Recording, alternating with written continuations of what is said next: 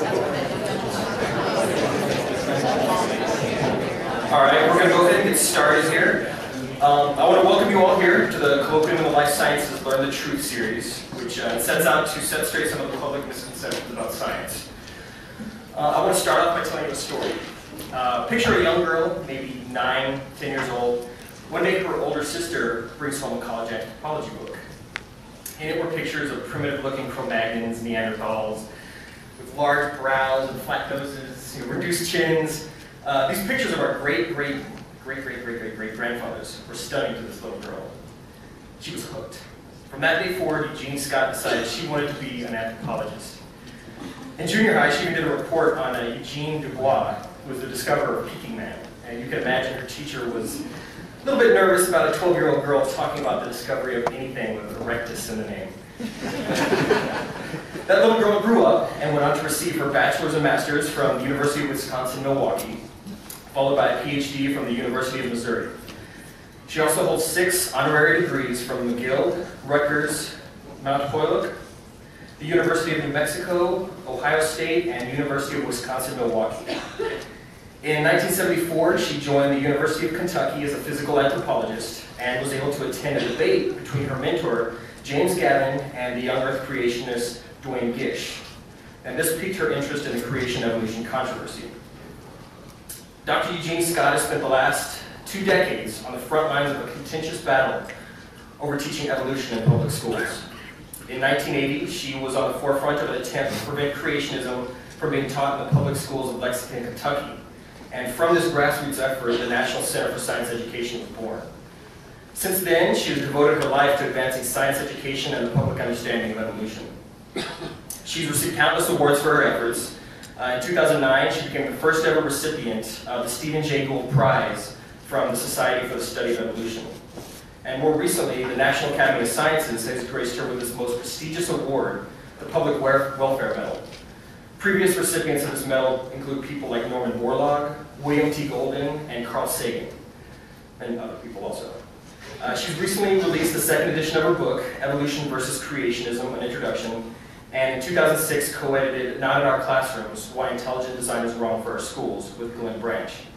And both of these books are available outside and also at the CSU library afterwards. Genie Scott is widely considered to be the leading expert on creationism, including intelligent design, and one of its strongest opponents. She says that much of her job requires coping with science illiteracy in the American public, which we'll be addressing later in the presentation. But first, she will tell us why the fight's not over in Dover. So, would you join me in welcoming Dr. Genie Scott?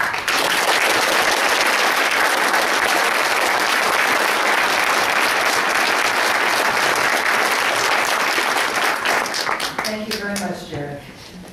Well, I am going to talk about the Kitzmiller versus Dover trial and its aftermath, but first I really do, wow, there's a whole lot of people here. Hi. I was sitting way over in the corner, you really can't tell from over there. Good to see you all this afternoon. But first I really do need to talk a little bit about evolution, because I have found that the word evolution means a lot of different things to different people, and it's only fair that you know what the word evolution means to me, because you're going to need to know what it means as I talk about it for the rest of the afternoon. Well, not the whole afternoon, but at least for the next hour. You're not going to be here that long after all. Evolution to a scientist is a 3-part idea. The big idea of evolution is that living things have common ancestors. And that is sort of the really big idea of evolution, and evolutionary biologists study it by looking at the processes or mechanisms of evolution, of which Darwin's big idea of natural selection is the most important.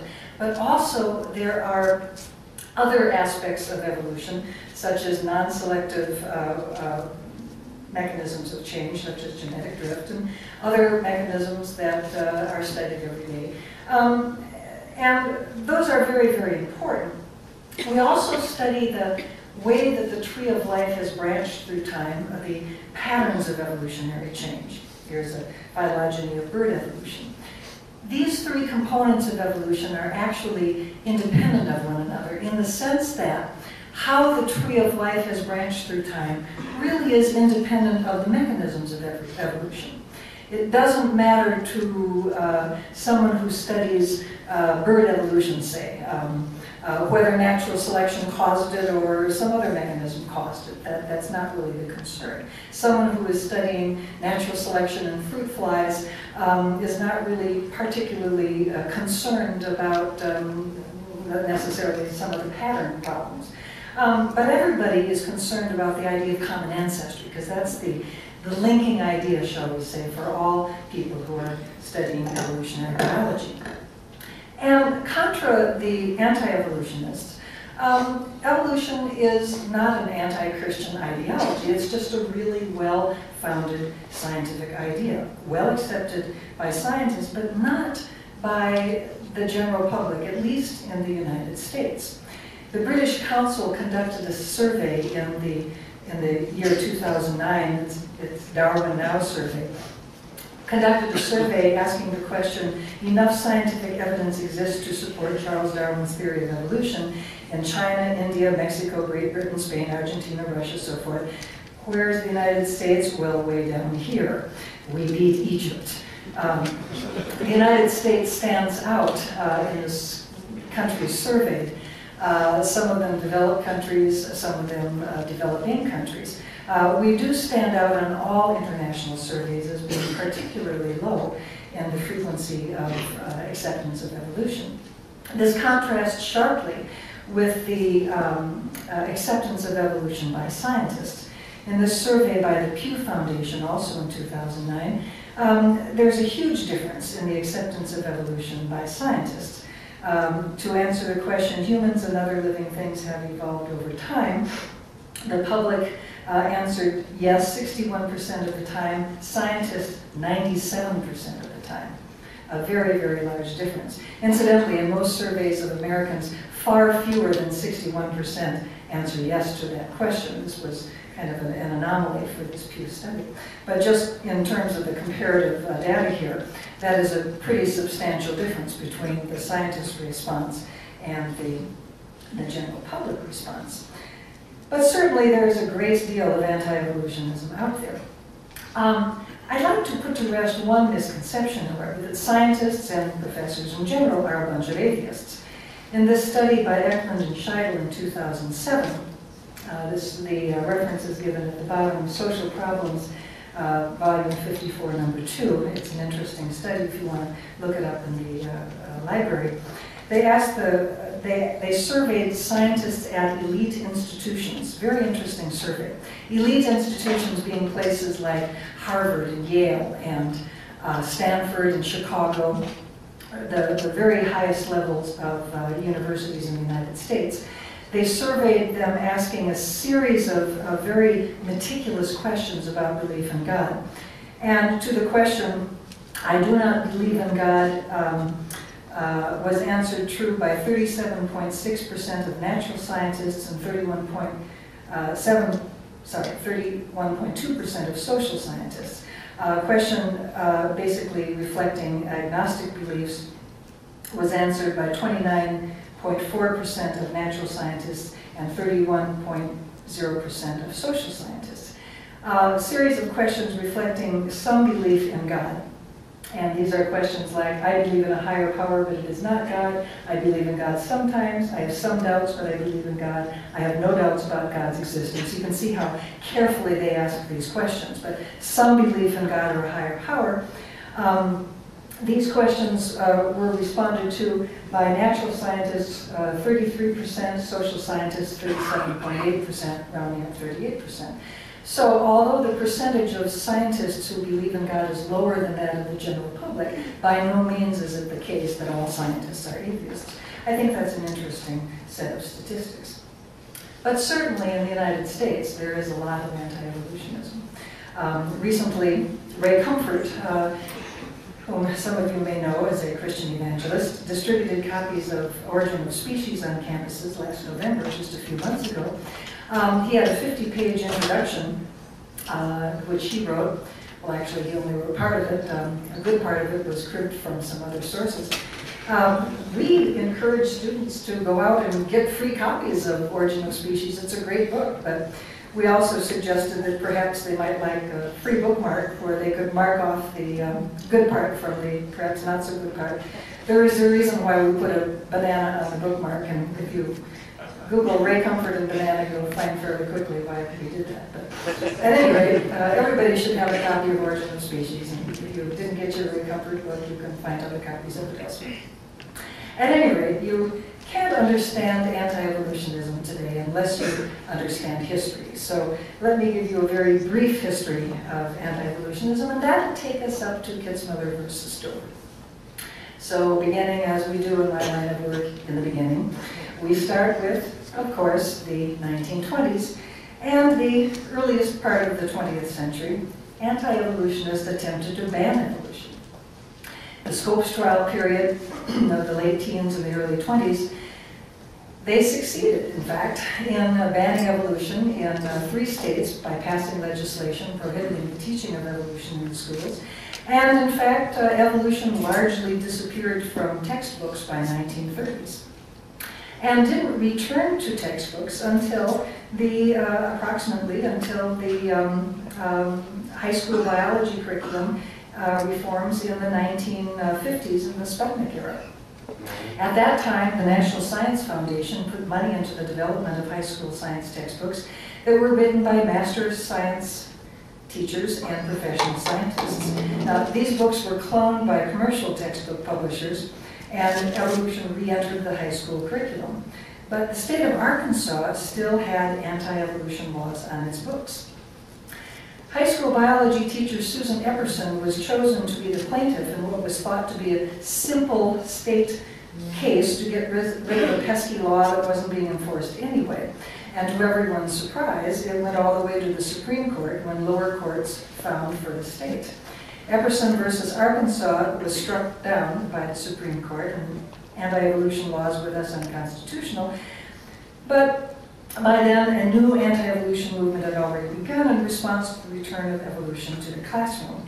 I bring this up partly because Susan Epperson is a chemistry teacher in your very own state of Colorado. She lives in Colorado Springs, and some of you might have encountered her.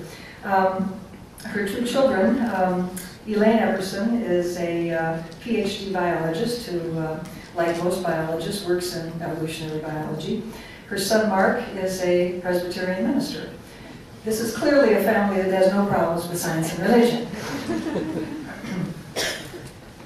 The movement that had begun even before the Epperson versus Arkansas case that struck down Scopes-type anti-evolution laws was, of course, scientific creationism.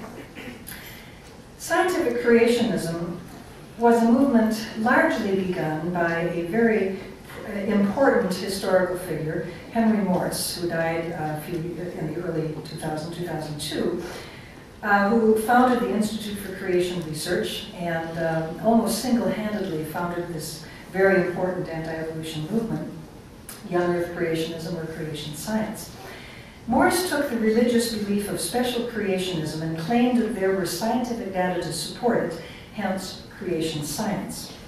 Now, special creationism is a specific Christian religious belief that claims that not just that God created it, but makes specific claims about how God created. And this is the idea that God creates things in their present form. This is the most important component of special creationism. Not all Christians embrace the doctrine of special creationism. It's not a point of view you find, for example, in Catholicism or in most of mainstream Protestantism, for example, but it is a very definite component of conservative Christianity.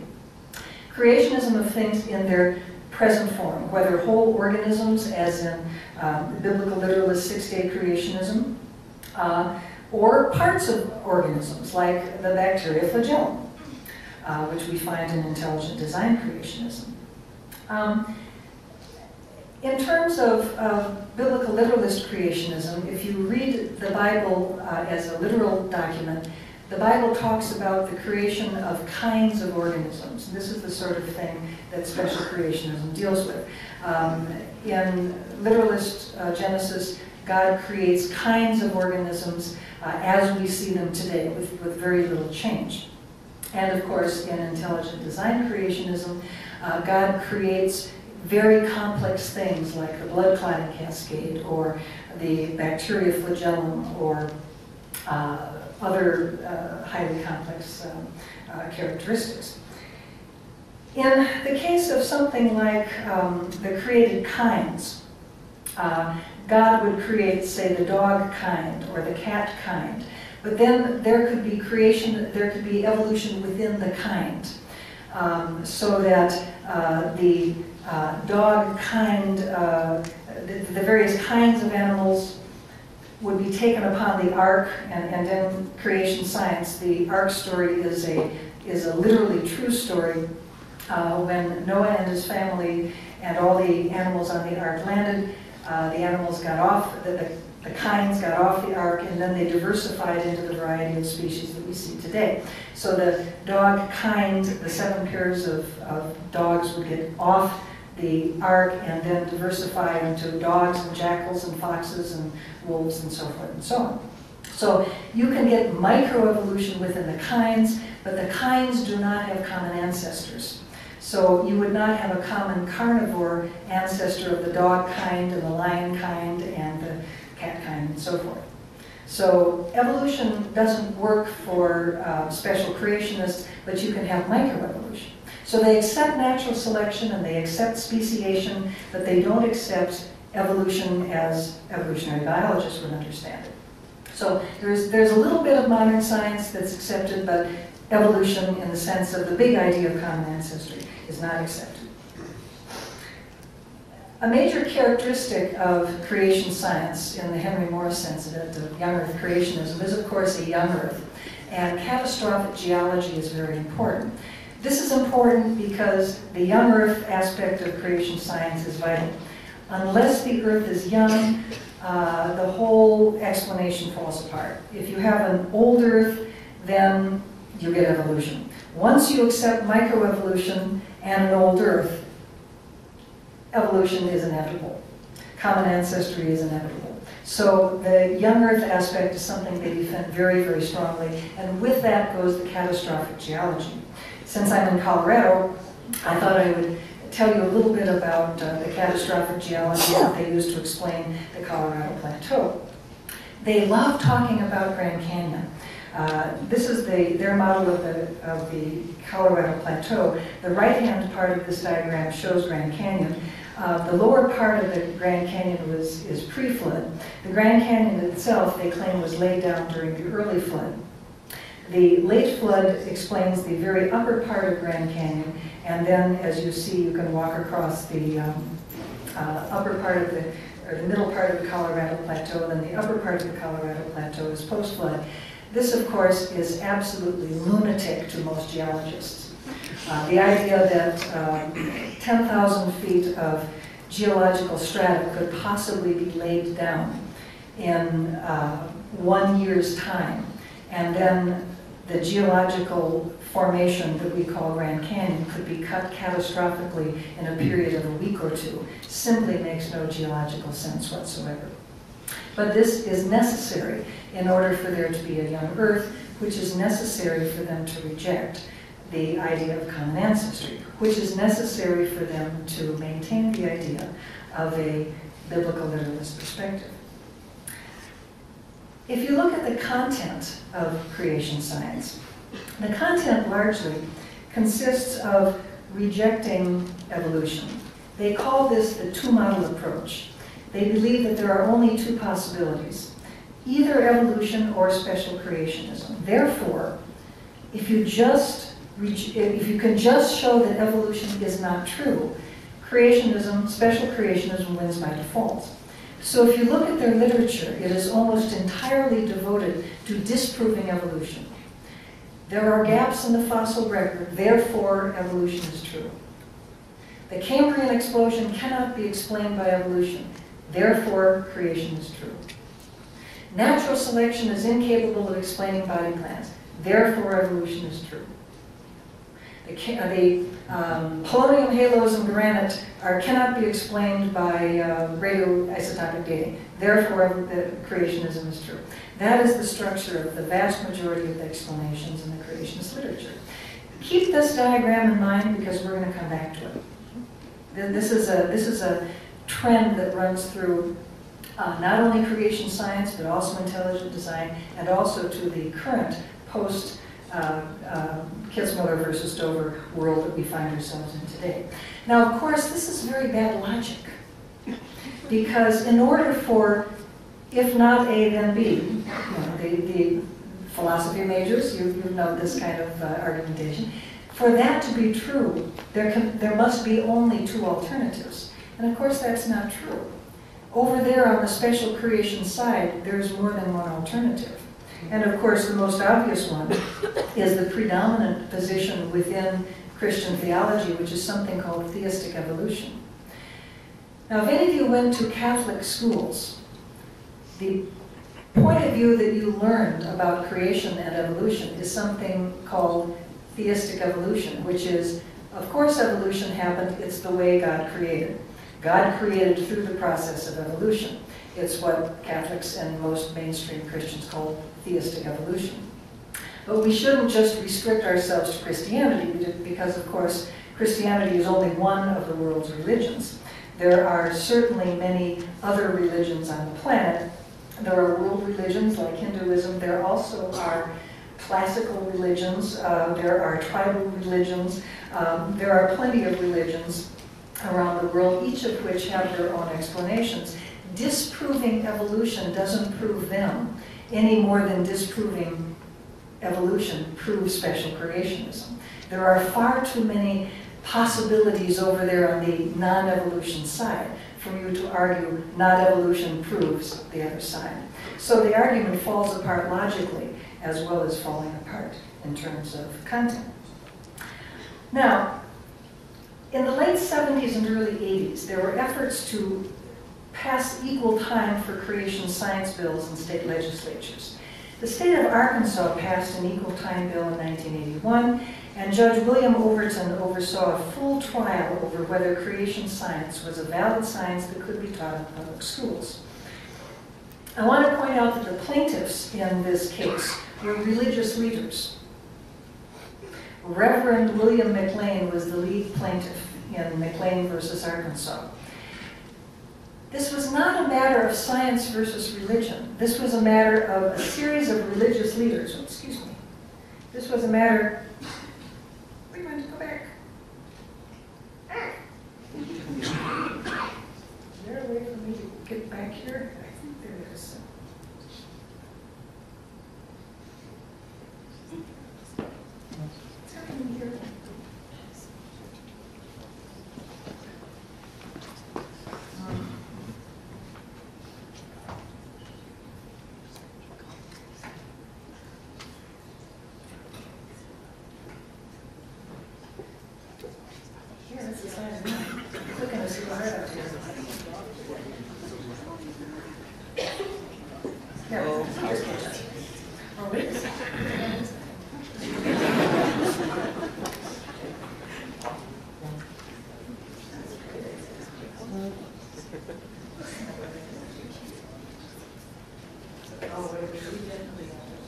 Don't go away.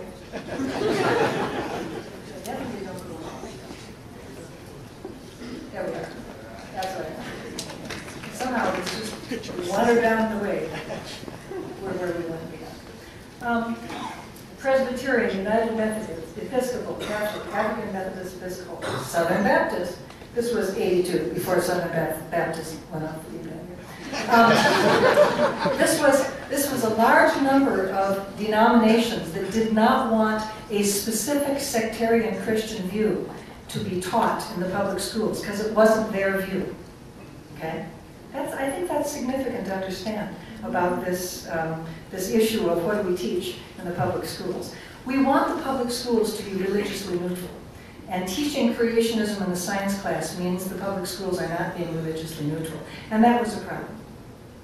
Now, in the case of McLean versus Arkansas, It was a full trial, which was very interesting. In fact, it's quite parallel to the Kitzmiller versus Dover trial.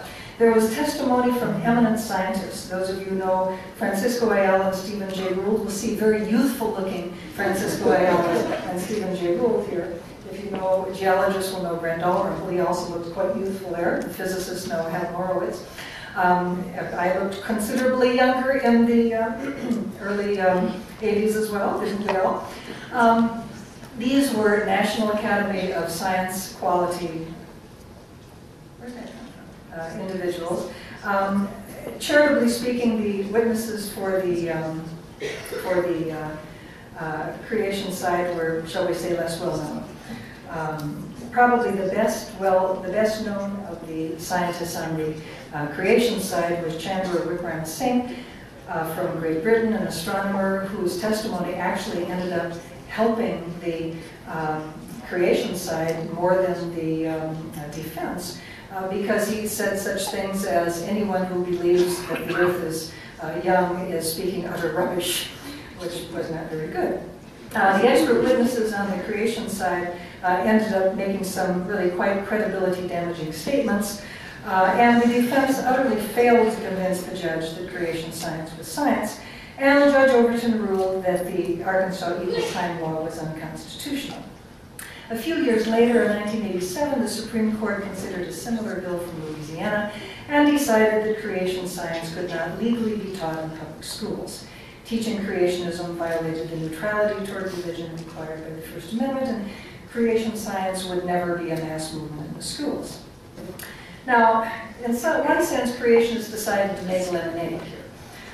There were some important components of the Edwards versus Aguilar decision, and also a dissent by Justice Scalia in that decision, that the creationists seized upon to help, like I say, to make lemonade out of a bad deal. Justice Brennan wrote that the teachers, of course, had a right to teach scientific alternatives to evolution, which of course is certainly true, obviously. If there were scientific alternatives to evolution, of course, teachers could teach them. If there was a scientific alternative to gravitation, to Newtonian gravitation, teachers could teach it. Einstein came up with a scientific alternative to Newtonian gravitation, and teachers can teach it.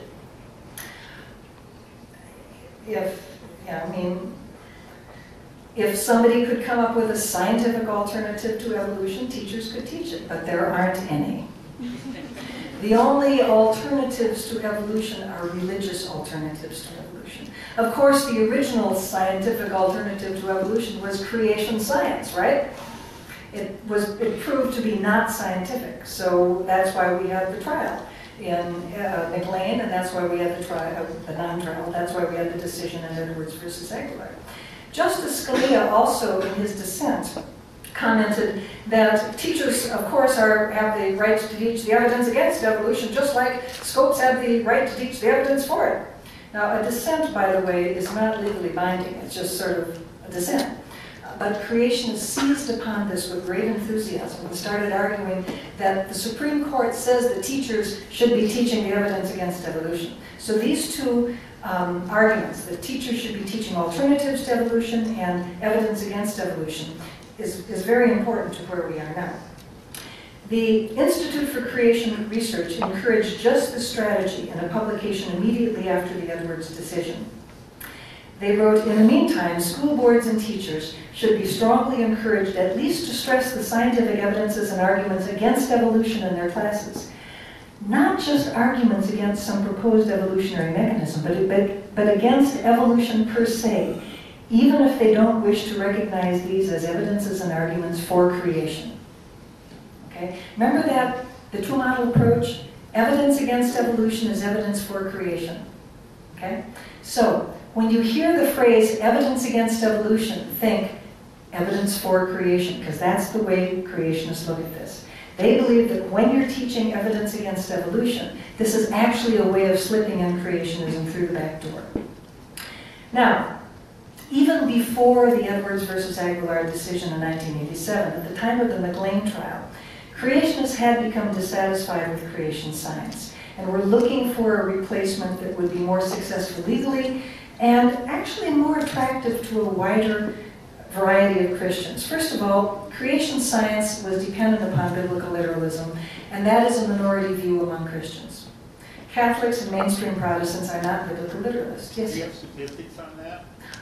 Yeah, because Catholics are the largest number of Christians among Christendom, and they're not biblical literalists. So, to try to make anti-evolutionism more attractive, maybe something that was less biblically literalist. So, the book, there are a number of books written to sort of try to creation science tied anti-evolutionism. The Mystery of Life's Origin was the most successful of these books. Thaxton, Bradley, and Olson were the authors of this book, and they presented the idea here that the origin of life is a real problem in biology, and it is. It's a very thorny issue. It's a very difficult problem. But they made the further claim that it's not just a difficult problem. It is an unsolvable problem. It is a member of a class of problems that are not just difficult, but categorically unsolvable because of their complexity. Dean Kenyon wrote in the foreword that it is fundamentally implausible that unassisted matter and energy organize themselves into living systems. The reason is, of course, because of the enormous complexity of that first replicating structure. Now, of course, this is a familiar idea. It was the one expressed by William Paley in 1802 in his famous book, Natural Theology, as the argument from design. You remember Paley, he's the guy with the heath and the watch. You know the story. If you're walking along the heath and you see a stone, you wouldn't think anything of it. The stone could have been there forever, no big deal, it's a natural substance. But if you see a watch, you know that because of the complexity of the watch, the fact that the watch is to use the term of Michael Behe, a purposeful arrangement of parts. It is a complex structure that has many interacting parts that achieve the purpose of telling time, that you know there had to be a watchmaker. So therefore, when you see something like a vertebrate eye that has all of these parts that cunningly fit together to admit light and images to the brain, you know there had to be a God, because only an intelligent creator could produce something complicated like an eye. A natural, just the random forces of nature could not possibly have produced something like the vertebrate eye and all of its complexity. And of course, what was so subversive about Charles Darwin is that through the mechanism of natural selection, he came up with an explanation for how something as complex as the vertebrate eye could be constructed through natural causes. And that was the real radical idea that he had in his book on the Origin of Species. The second manifestation of this new creationist approach was a high school biology supplemental textbook of Pandas and People, also published, as was Mystery of Life's Origin, by the Foundation for Thought and Ethics in 1989. This was the first book to actually use the phrase intelligent design in the modern sense. Mystery of Life's Origin did not use the phrase intelligent design. Now, what is intelligent design? I prefer to let the proponents of a view define the terms themselves. So let us let William Dembski, who is a major theoretician for intelligent design, define this field. He says intelligent design is three things: a scientific research program that investigates the effects of intelligent causes, an intellectual movement that challenges Darwinism and its naturalistic legacy, and a way of understanding divine action. Well, an intellectual movement that challenges Darwinism and naturalistic legacy and understanding divine action may be very interesting philosophical and theological problems, but they're not really scientific. The only scientific statement here is scientific research program that investigates the effects of intelligent causes, so let's concentrate on that. So that is a fairly modest undertaking from the standpoint of science. And in truth, there really are only two scientific ideas in intelligent design. setting aside the theological and the philosophical components. They are Michael Behe's idea of irreducible complexity and William Dembski's design inference, sometimes referred to as the idea of specified complexity. Now, William Dembski believes that irreducible complexity is a subset of the larger idea of specified complexity. These two ideas surely are related, even Michael Behe will agree with that. Specified complexity and irreducible complexity both deal with the idea that there are very complex and or highly improbable phenomena in the natural world that, because of their high complexity or high improbability, are incapable of being explained through natural causes. In the case of irreducible complexity, like Dembski's example of a mousetrap or the propeller rotor motor of a bacterial flagellum, these are phenomena that cannot function unless all components are present at the same time. Take any one component away, the phenomena does not work. So, says Behe, natural selection with its incremental putting together of components cannot explain the gradual construction of these irreducibly complex structures. Well, when this idea was presented in the mid-1980s, scientists, evolutionary biologists, probability theorists took a look at them and said, we think you don't really understand how natural selection works. Here are some reasons why we think you're wrong. We believe complex features can evolve through step-by-step methods. Here, in fact, are some ways that we think even the beloved bacterial flagellum can have an evolutionary explanation. Here are lots of articles. Here are lots of books. We think you're wrong. Consider our criticisms, and then come back and we'll do round two. Now, I'm not going to, there's only so much you can do in one lecture, and this is not primarily a lecture about the problems with intelligent design. Other people have probably, I think you had Ken Miller here before, I'm sure he talked to you about why intelligent design has problems. But there are many, many references that you can find online in your library in the journals as to why intelligent design fails scientifically, and please do avail yourself of them. Yet many people believe that just because there are scientists involved in intelligent design, that therefore it must be scientifically valid. And I do want to just, and check pandasthumb.org or talkorigins.org for other references. Lawyers have a somewhat cynical statement about expert witnesses. For every PhD, there's an equal and opposite PhD.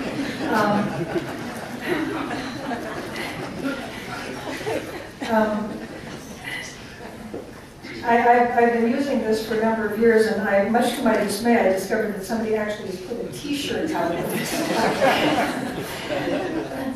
And I guess I should be pleased, but I don't know. But at any rate, the point is that this is not true.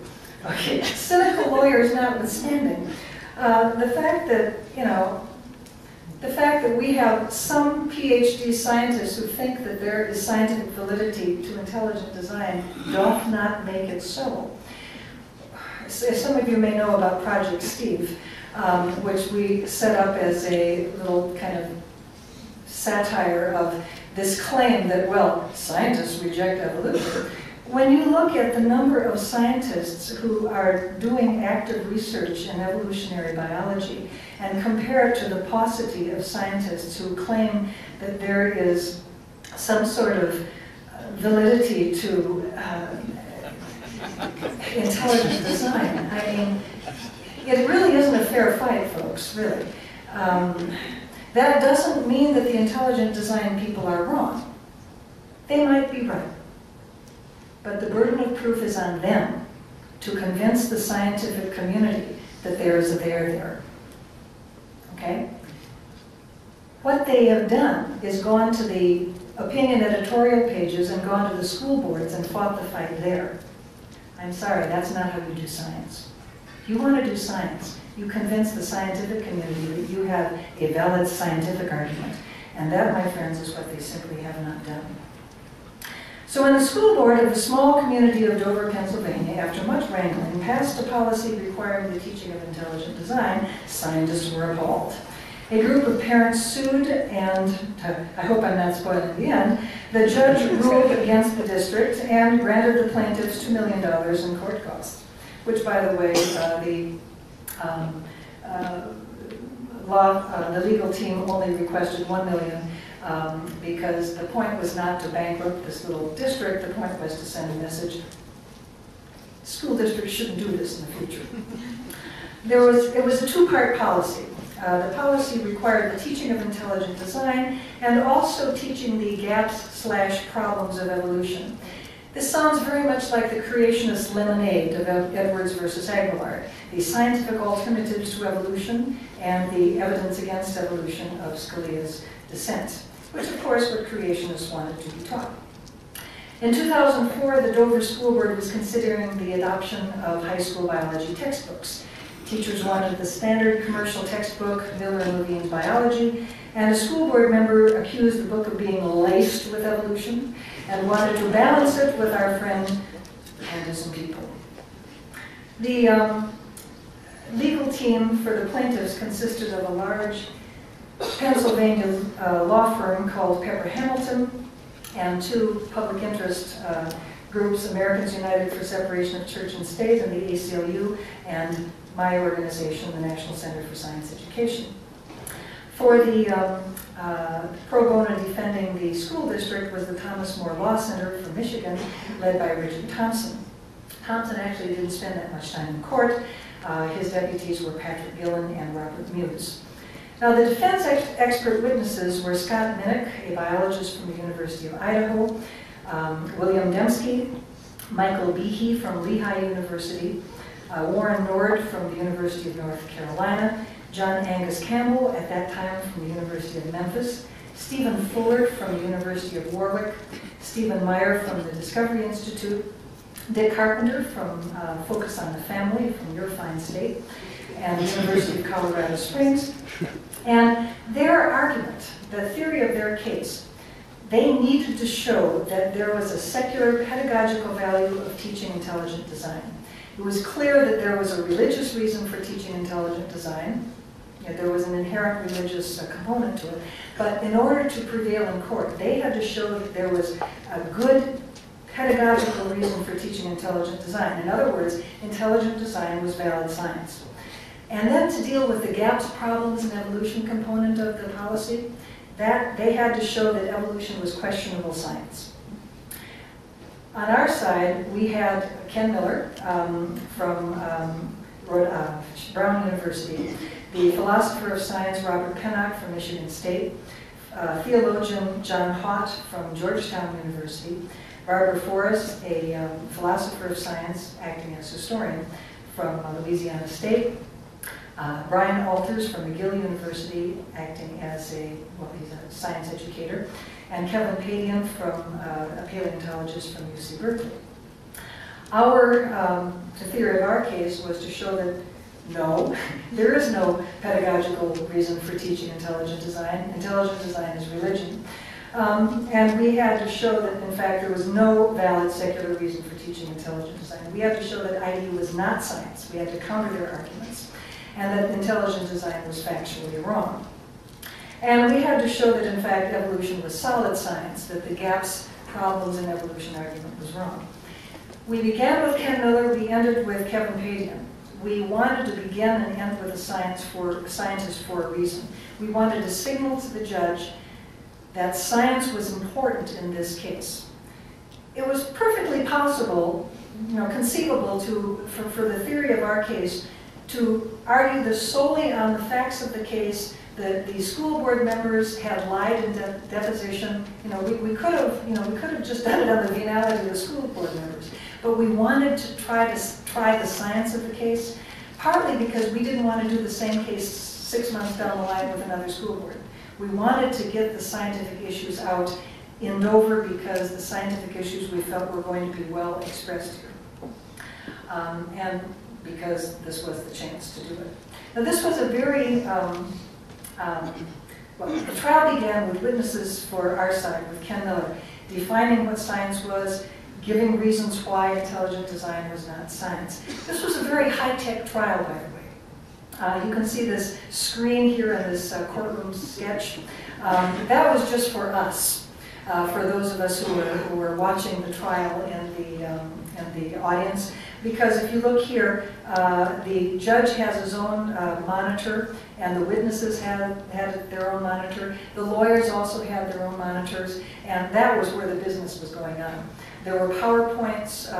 This was very high-tech, like I said.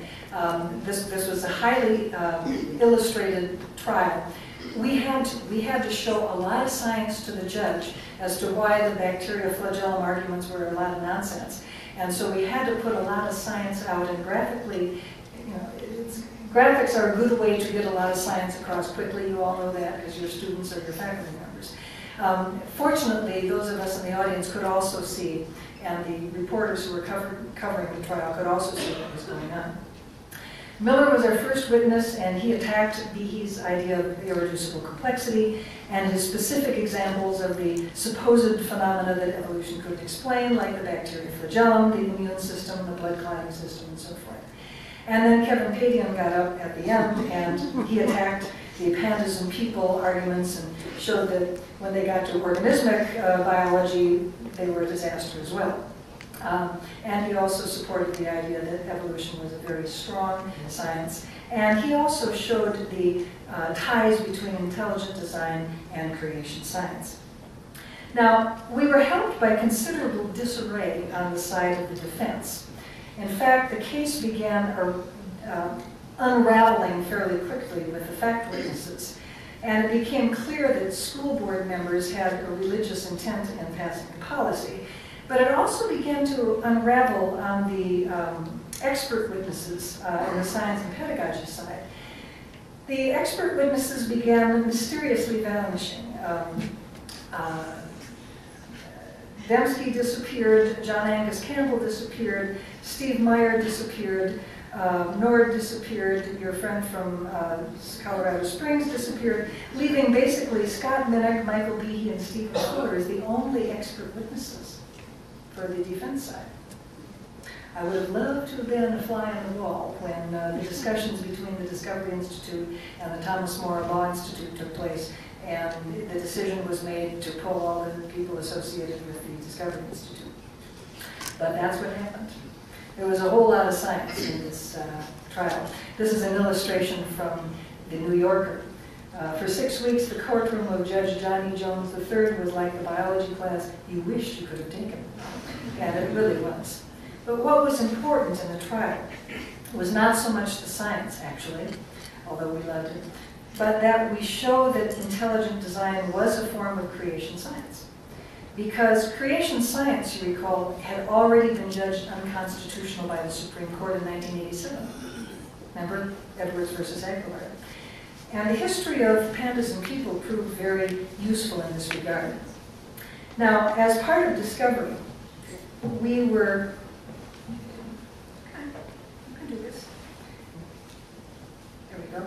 In part of Discovery, we were able to, this is worth it actually, so hang in there.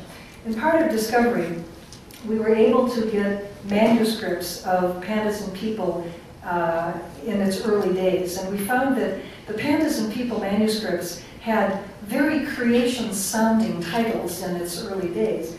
Creation biology was what it was called in '83. Biology and creation was called in '86. Biology and origins in '87.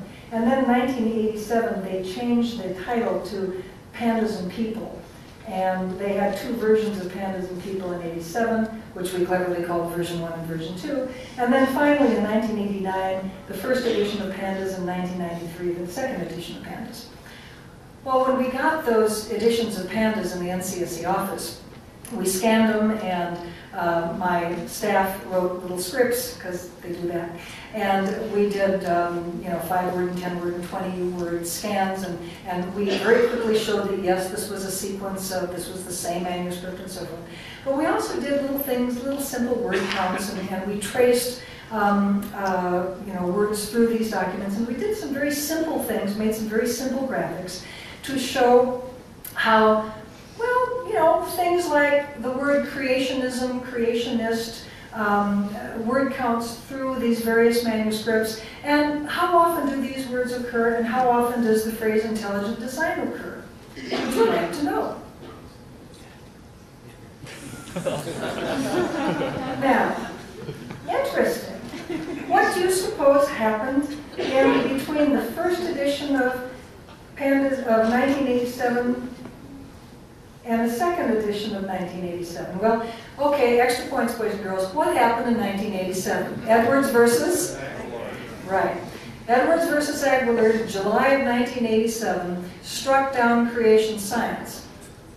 And all of a sudden, creation science disappears from the manuscript Pandas and People, and intelligent design increases.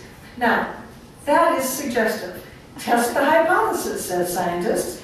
Here's a way of testing the hypothesis. Let's look at how the phrases of one paragraph, this is Biology and Creation, 1986. Creation means the various forms of life began abruptly through the agency of an intelligent creator with their distinctive features already intact. Fish with fins and scales, birds with feathers, beaks and wings, etc. And we find the same thing in Biology and Origin, 1987. Creation means the various forms of life began abruptly through the agency of an intelligent creator with their distinctive features already intact. All together now, fish with fins and scales, birds with feathers, beaks and wings. And here we go, boring. Creation means the various forms of life began abruptly through the agency of an intelligent creator with their distinctive fish with fins and scales, birds with feathers, beaks and wings. This is the missing link, boys and girls. This is Pandas and People, Draft 1. Would you like to see Draft 2? Intelligent design means the various forms of life began abruptly through an, intelligent agency with their distinctive features already intact. All together now, fish with fins and scales, birds with feathers. Okay. It was information like this that rather swiftly persuaded the judge that there was a definite link between creation science and intelligent design. And in fact, intelligent design was rather weakly repackaged creation science. We also were able to use the theologian John Haught, who was the author of a number of books on Christian theology and evolution, to trace the history of the design argument back to Paley and forward to show there was really nothing new in intelligent design, that it had very, very deep roots in Christian theology, and it was in fact just masquerading as a scientific idea. But Barbara Forrest, author of Creationism's Trojan Horse, traced the recent history of the intelligent design movement, analyzing the cultural renewal argument as seen in the Wedge document. Interestingly, Barbara was the only witness the opposition really didn't want to see on the stand, and before the trial began, they challenged her credentials as an expert witness and filed a challenge to her ability to testify, and tried to keep her off the witness stand, and fortunately the judge denied that. This was not a case won totally upon the science. There was plenty of ammunition against the policy for the actions of school board members themselves, who, among other things, had made religious arguments in support of passing the policy. It was hard to argue a secular reason for teaching intelligent design under these circumstances, when the school board members make religious statements in support of passing policies supposedly for the educational value of students.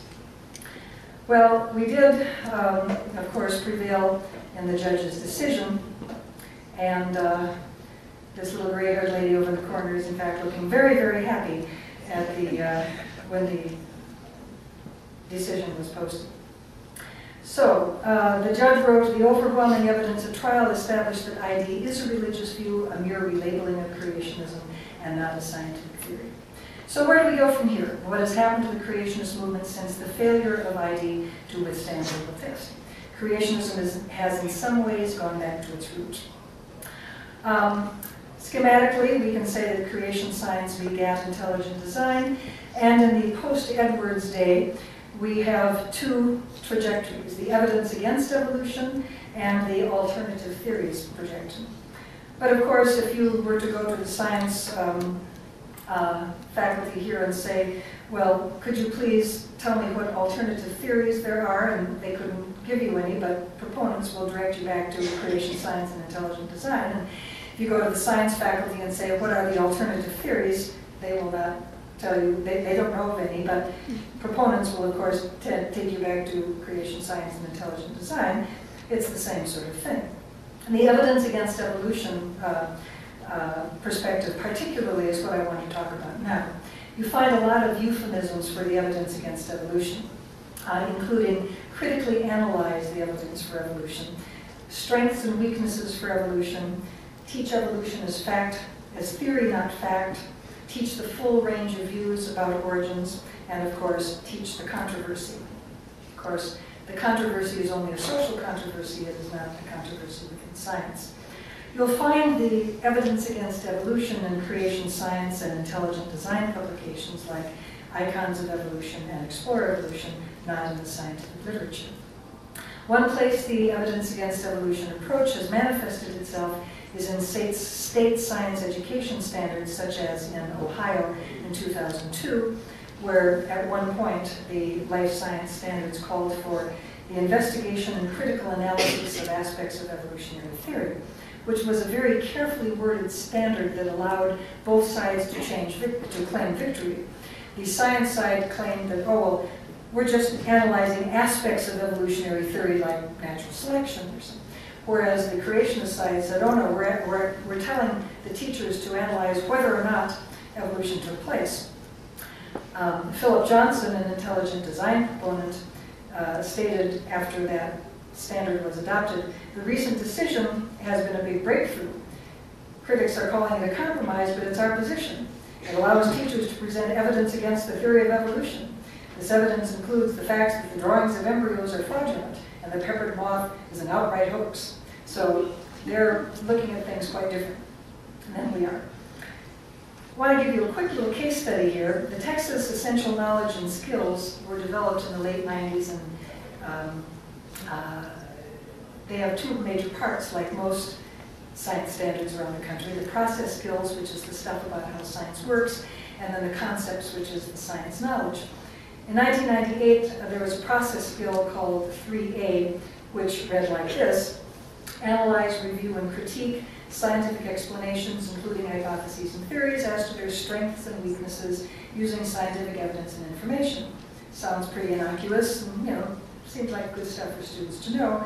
Unfortunately, in 2004, when biology textbooks were up for adoption, the only scientific field to which the strengths and weaknesses wording was ever applied was biology and evolution.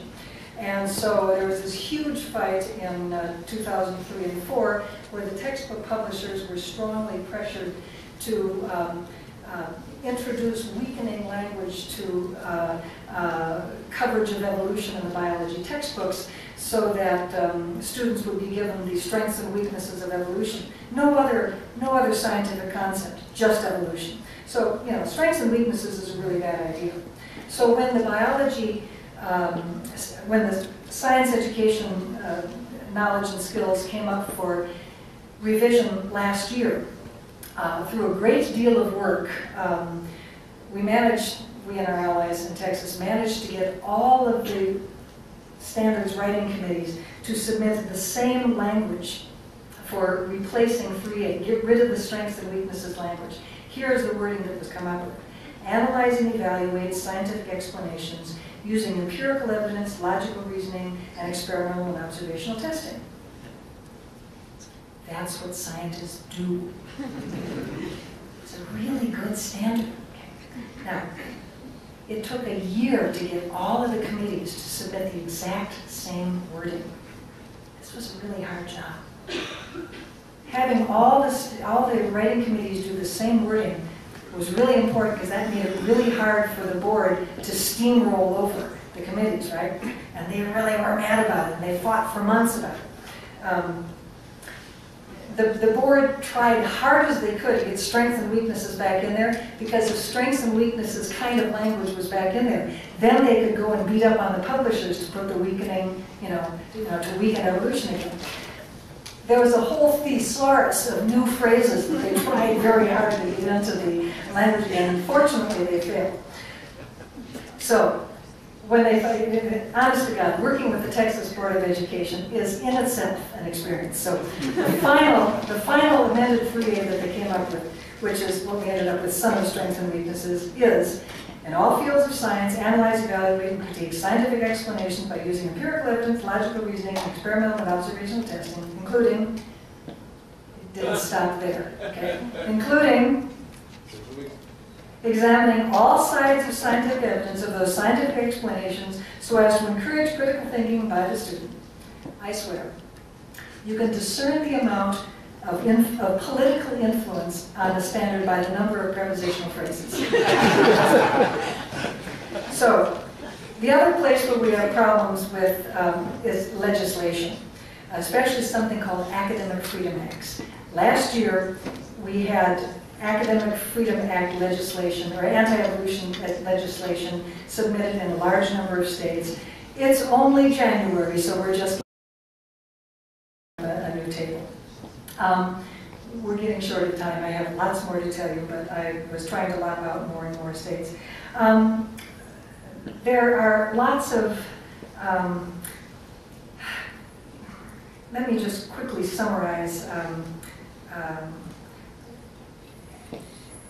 Academic freedom legislation is a very interesting thing.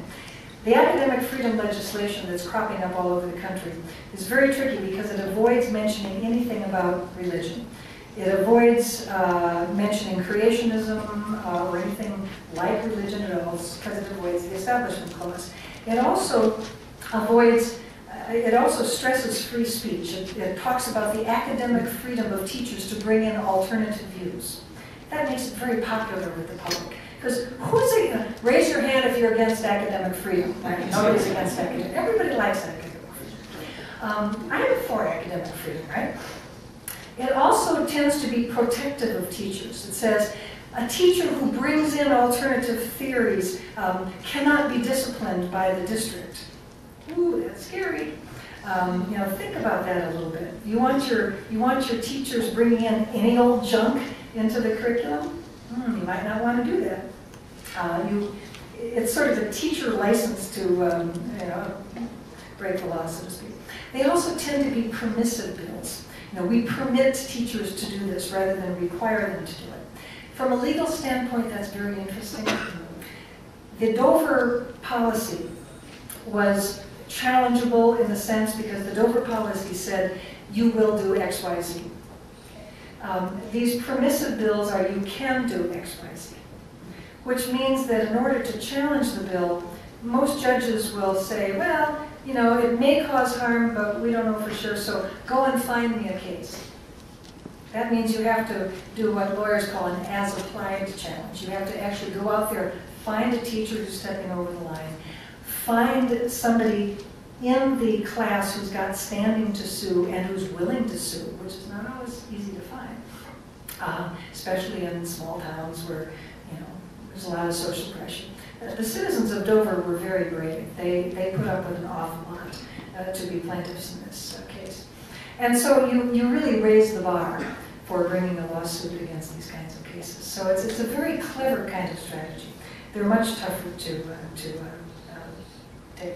And another interesting things about these academic freedom acts is they tend to embed evolution with a number of other things like global climate change and cloning and all kinds of this sort of laundry list of topics which the religious right is usually also excited about. So, and usually we think the reason for that is because an earlier case, the Eberson case in fact, argued that singling out evolution from all other topics is in itself evidence that, that there's a religious purpose behind what you're doing. So by embedding evolution with global climate change and stem cells, cloning and stuff like that, that they're perhaps trying to avoid all that. So If you want to know more about this topic, please visit our website. You can sign up for a Friday email, free email, which gives you information on what's going on that week. It's very informative, done by my colleague Glenn Branch. She really does an excellent job. If you go to the news button here, you'll be taken to this page, and there's all kinds of depressing things going on. You can sort by state, or you can sort by year, and we have a lot of information on our site. You can also join. It's a membership organization. We'd be delighted to have you. And if you didn't get that website, it's ncsc.com. Glenn Branch is the Deputy Director of NCSC. Louise Mead is our Education Outreach Director. Robert Lund is our Communications Director. Peter Hess is our Faith Outreach Director. And our Flare Arts Wranglers are Josh Rosenow, Steve Newton, and Eric Mickle. These are the staff members who try to help the people on the ground who are struggling with these issues at the local or state legislative level. And me, of course, I'm there to help as well. So, and of course, like all, oops, hello, where'd that come from? That's there. This is the one I was looking for. We are, of course, naturally on Facebook, so come here. Thanks so much for, I always love coming to Colorado. I want to come to Colorado every chance I get. Thanks for inviting me.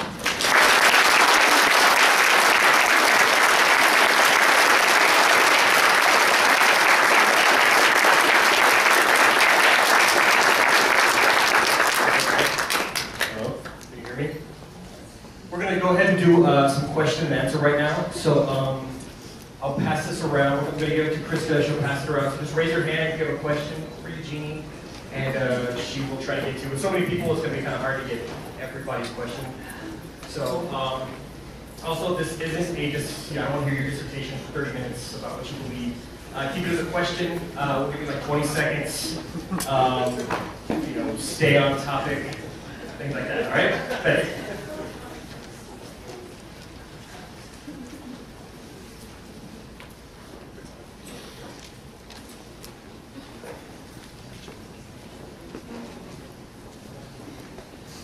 Okay, I have a quick question.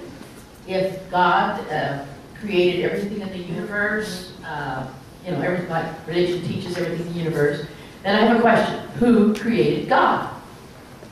Well, that's a question for religious people to answer.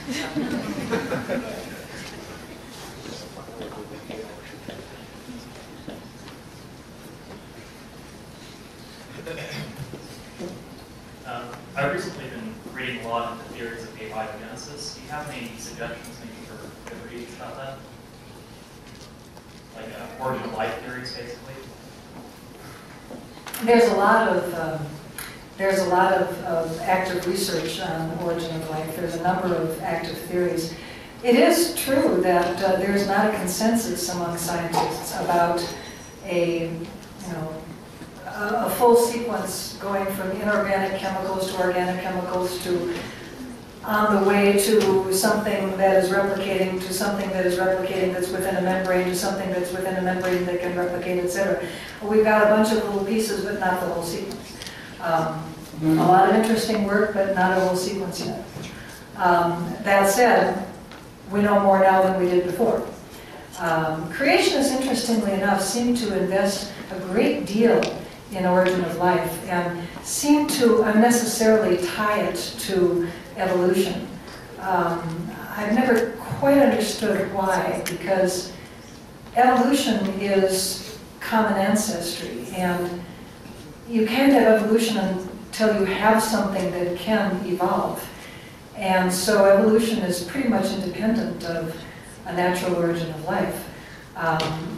If we never get agreement upon a sequence of resulting in a replicating structure, it will make no difference to whether dinosaurs and birds shared a common ancestor, or humans and apes had a common ancestor. It's irrelevant. And if we do, that doesn't mean there's no God. I mean, I don't understand. It's not a field that I really know the literature in very well. So I'm sorry I can't give you any references to that. But the internet is full of lots of good stuff.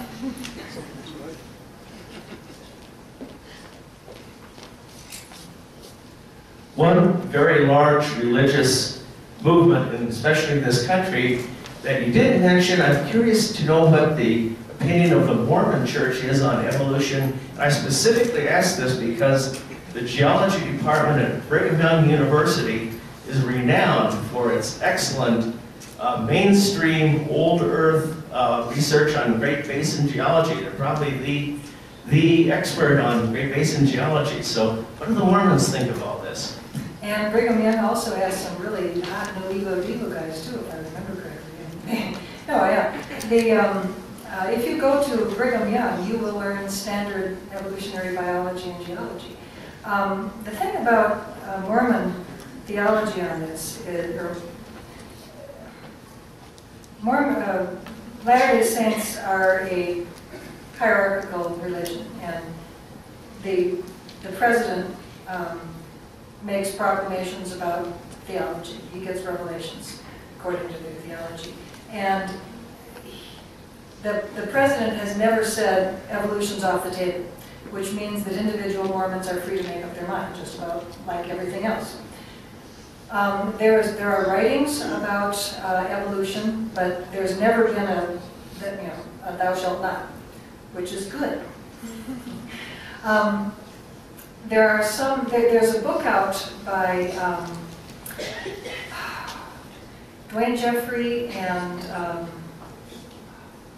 couple of other authors from Brigham Young. That a very simple, nice book that sort of collects together a bunch of writings that you probably get on the BYU website, that sort of brings a number of those together and sort of explains all of this. So basically, Mormons can make up their mind. But I know that at BYU, they teach the same sort of biology and geology that they teach you. So, yeah. And I know that they have very deep discussions with a lot of these Mormon kids who come in who think that they are not allowed to accept evolution because of their Mormon faith. And hopefully by the time they leave, they become a little broader in their understanding of Mormon belief. In November, I was talking with another student here at CSU, and he mentioned that he didn't particularly believe in evolution because You need to hold the mic a little closer, rockstar style, so I can hear you. There you go.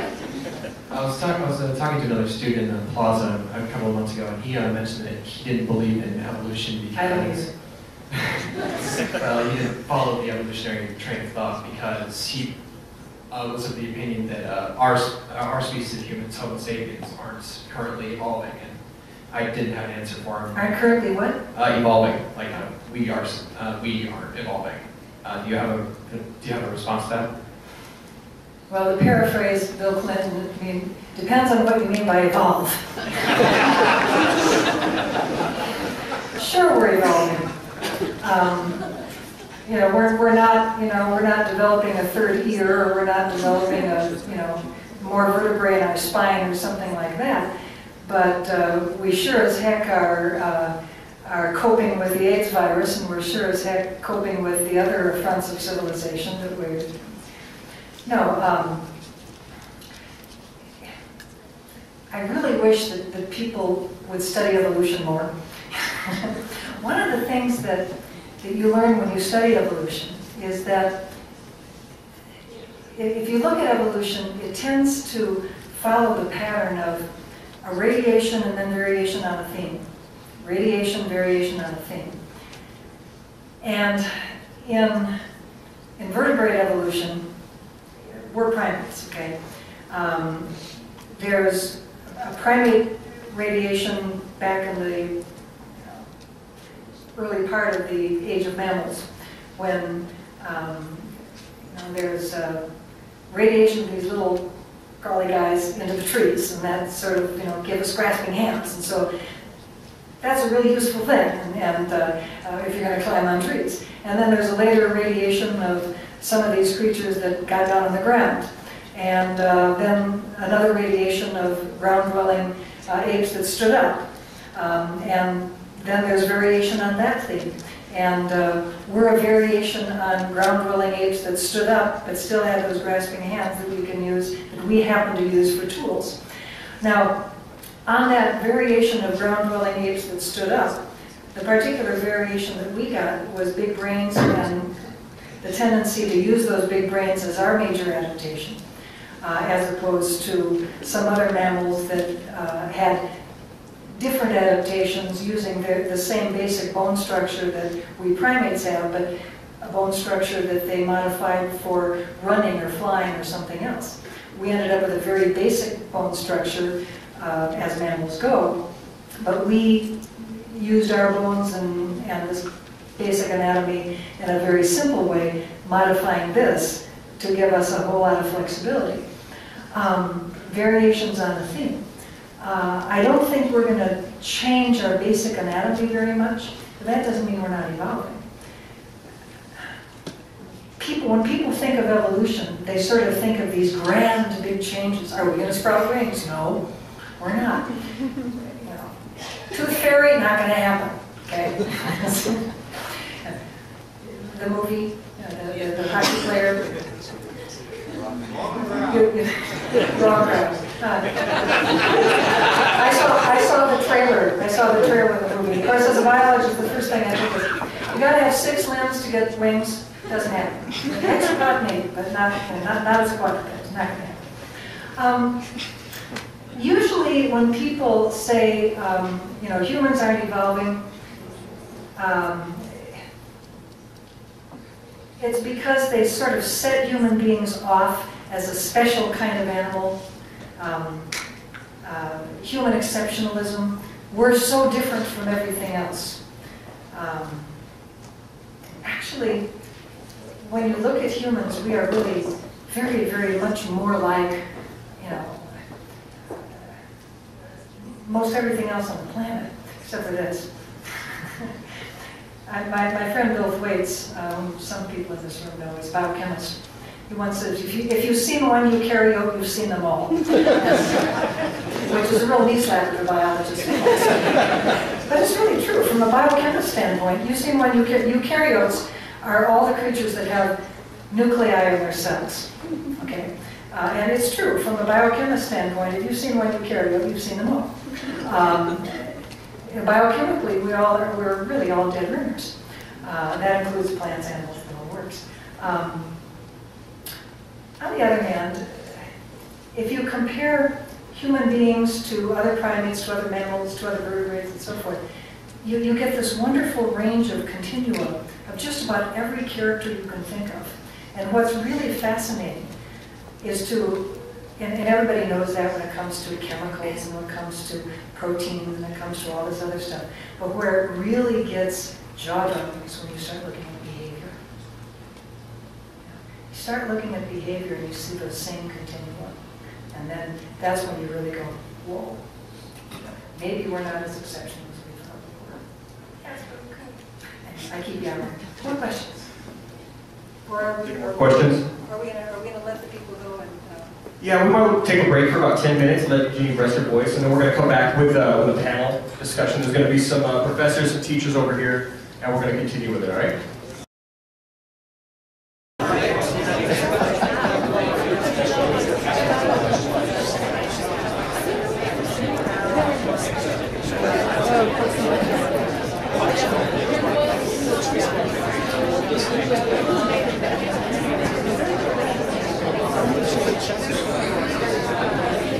All right, we're going to go ahead and get the panel started. We're going to switch gears now. We're going to move on to our next topic, which is science education. For this, we've assembled some of the brightest and most dedicated minds in the area to join me in discussion of the future of science education. Same thing, we'll be passing the microphone around, for the audience to kind of participate in this panel discussion. It's not just going to be sitting up here and lecturing for another hour. So, but going by the diverse opinions and the emails that we received since we've kind of started doing this event, I do understand that evolution and creationism can be an emotional topic for some people. So for the last hour, we've gone over why creationism isn't science and why it doesn't belong in the classroom. So in the interest of not beating a dead horse, I want to ask the audience members to keep their questions on topic and also in the form of a question. Same thing, it's not a time to just tell everybody your personal beliefs on the matter. So with that, I'd like to introduce you to our panelists.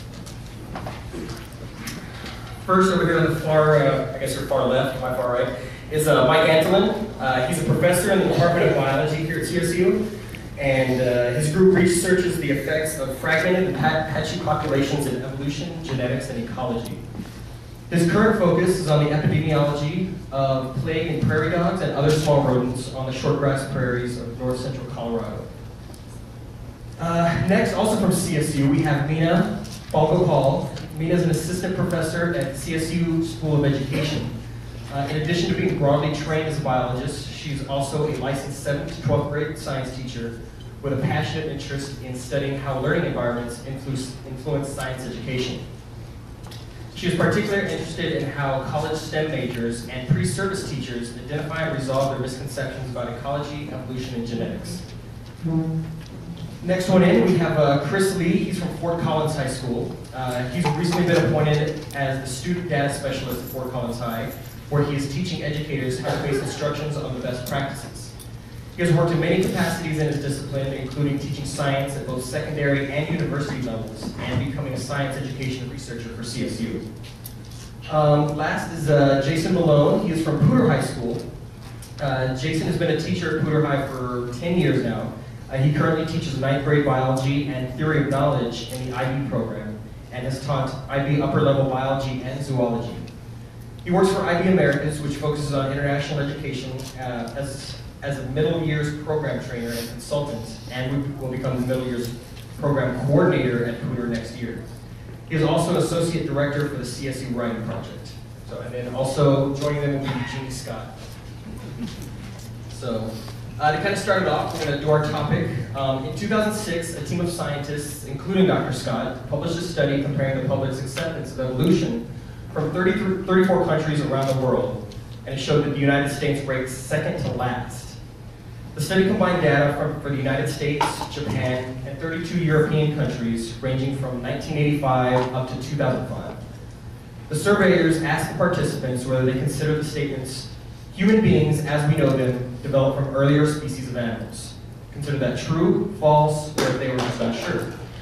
The study found that over the past 20 years, the percentage of US adults who accept evolution declined from 45 down to 40%. However, the percentage of overtly rejecting evolution declined from 48 to 39%. And the percentage of adults who were just unsure increased from 7 up to 21%. Of the other countries surveyed, only Turkey ranked lower, with about 25 participants accepting evolution and 75% rejecting it. The researchers say that among the factors contributing to America's low scores are 1, a poor understanding of biology, especially genetics; 2, the politicization of science, and literal interpretation of the Bible by a small but vocal group. Now, although these second and third factors are interesting, in their own right, the purpose of this panel will be to discuss America's understanding of biology.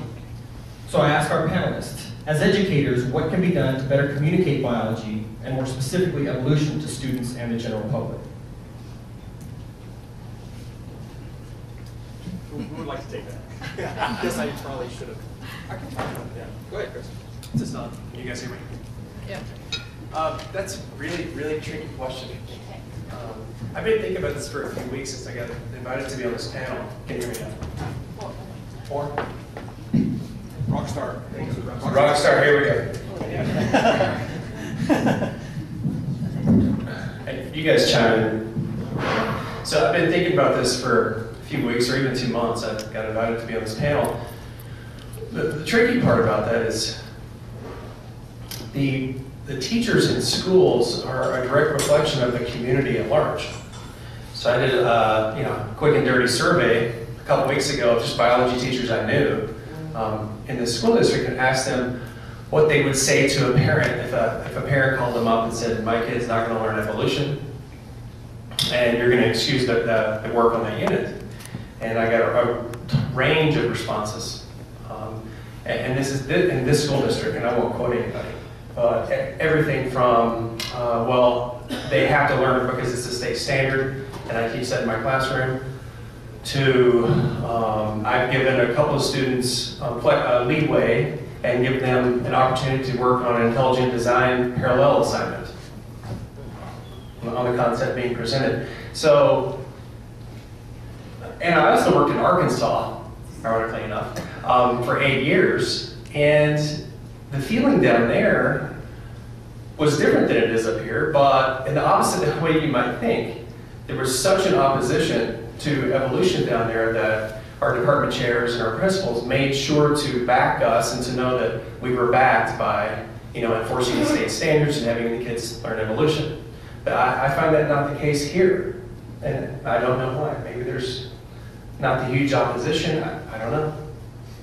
So again, I think that the teachers and what you teach is a direct reflection of the community. Kind of like law. Laws aren't black and white. Laws are interpreted by juries made up of peers.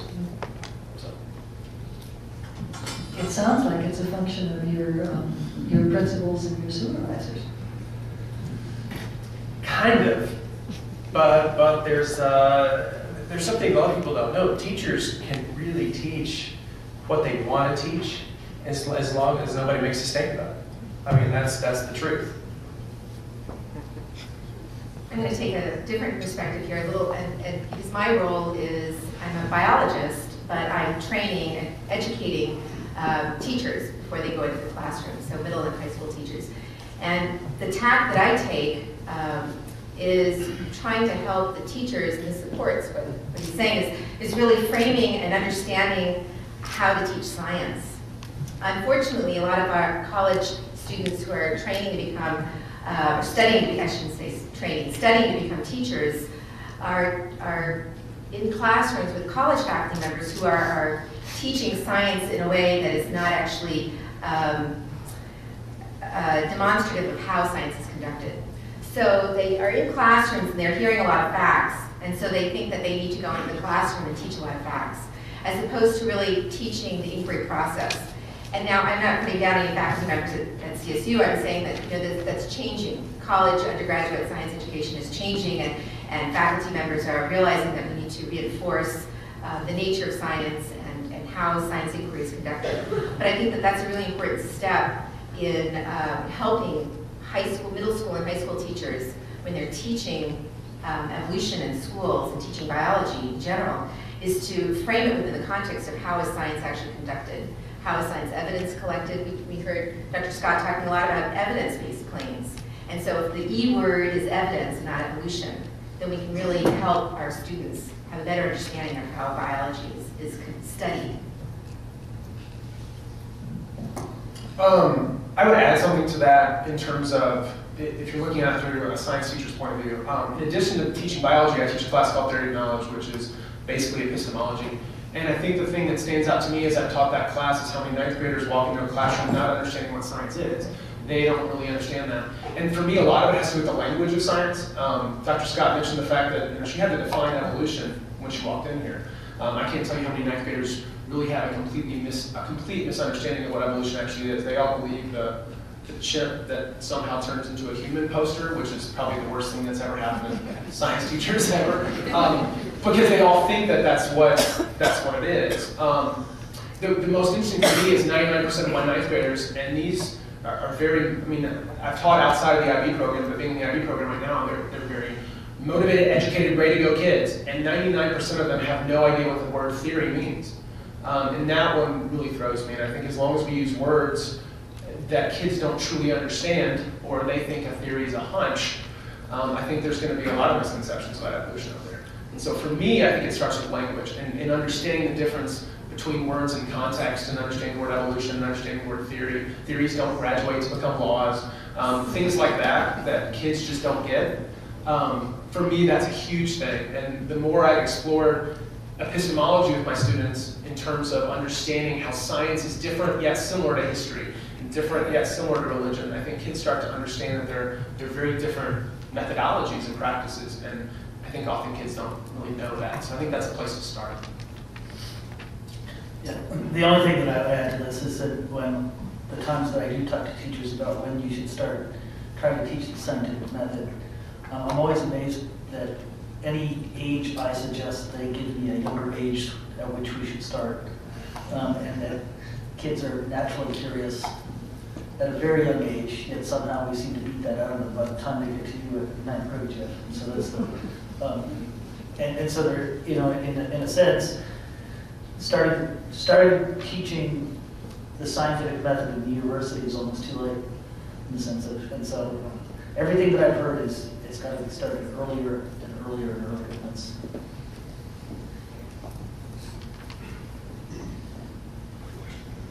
I think that it's great and a very important thing to be able to train teachers how to teach better. But what happens, or what are your thoughts on if a teacher doesn't want to teach evolution? What's the course of action from there? There really is no course of action unless it comes directly from their supervisor. Really. What do you do to a teacher who doesn't want to teach long division? It's really when if the parents are complain, and parents get involved, is when there's a lot of, the community has a lot of impact on what teachers do. As if teachers feel safe and comfortable and understand their administration and understand their student body, they feel comfortable teaching. When parents have complaints, then usually administrators will sit down and tell me, and this is, all teachers have experienced this, where administrators and the one particular parent will sit down with the teacher to try to understand what the issue is. So usually teachers operate within that context. Yeah, I would agree that it's reactive instead of proactive. Yeah, for sure.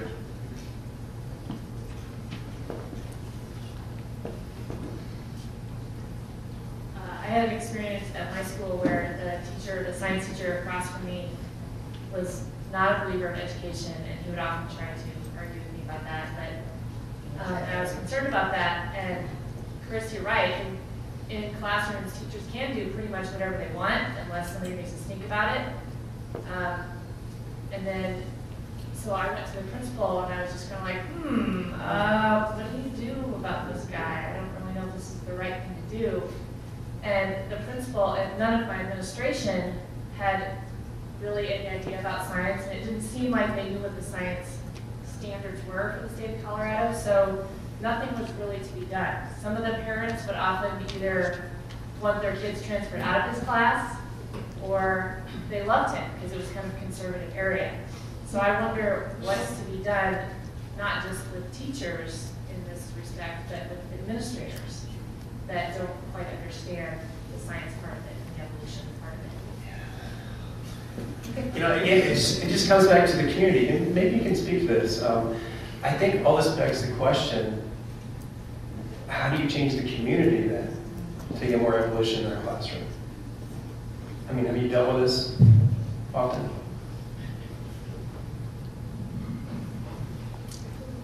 The United States does have a very decentralized education system.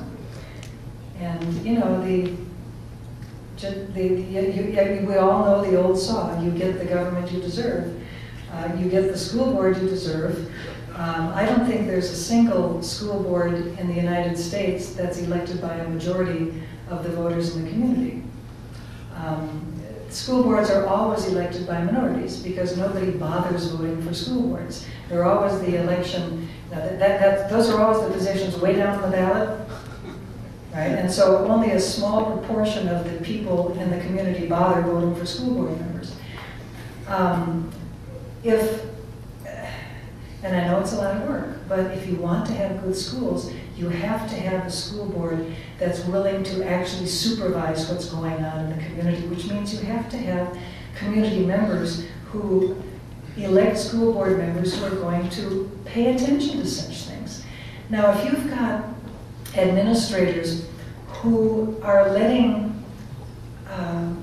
people teach who are ignoring the standards, who are ignoring the curriculum, that is not a well-run district. There are two problems. One, a bigger problem than the other. One problem being colleagues who actually are bringing creationism into the classroom. That's a really bad thing.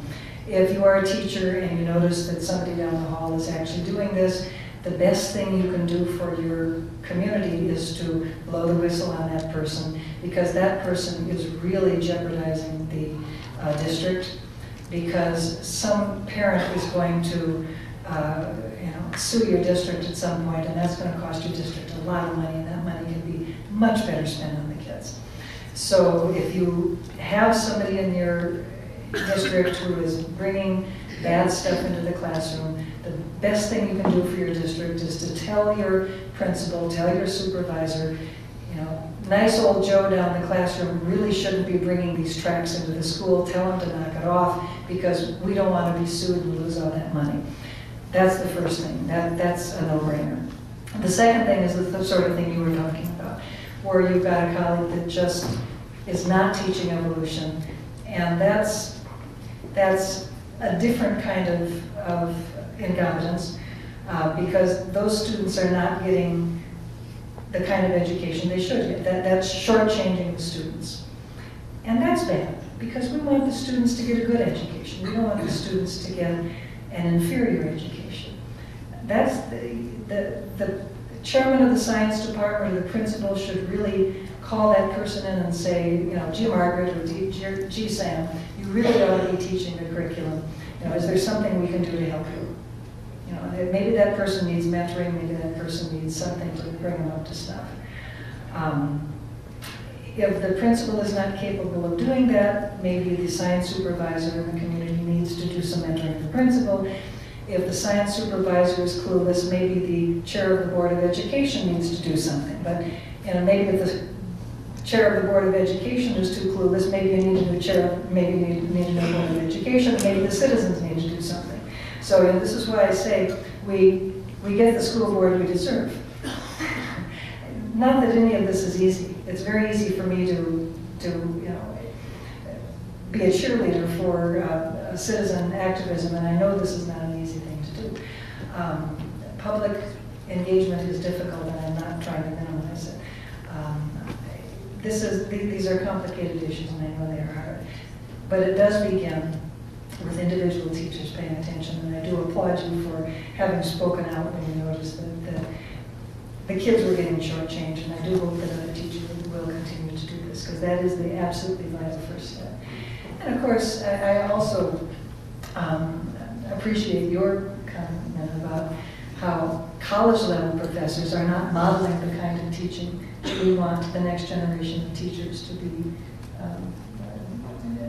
doing themselves either. Well, and to add to what Dr. Scott's saying, in terms of teachers who don't teach evolution, some of the research is showing that either they're not teaching because they don't understand evolution themselves, or because they're not feeling that they're concerned about their ability to teach it. And to me, those still bring that, the issue comes back to the education that they're getting at the college level when they're being educated as teachers. So they should feel comfortable. So this is not a responsibility just of folks in teacher education programs and schools of education at universities. There's a huge weight on the shoulders of those who are in the content courses in those biology classrooms. It's even more. Yes, I would say even more, because if those students are coming out of the biology classrooms and at the college level, going into my science, I teach science teaching methods. So I get students who have bachelor's degrees, master's degrees, sometimes PhDs in all different areas of sciences. So biology, chemistry, biochemistry, geology, physics, and wanting to become science teachers.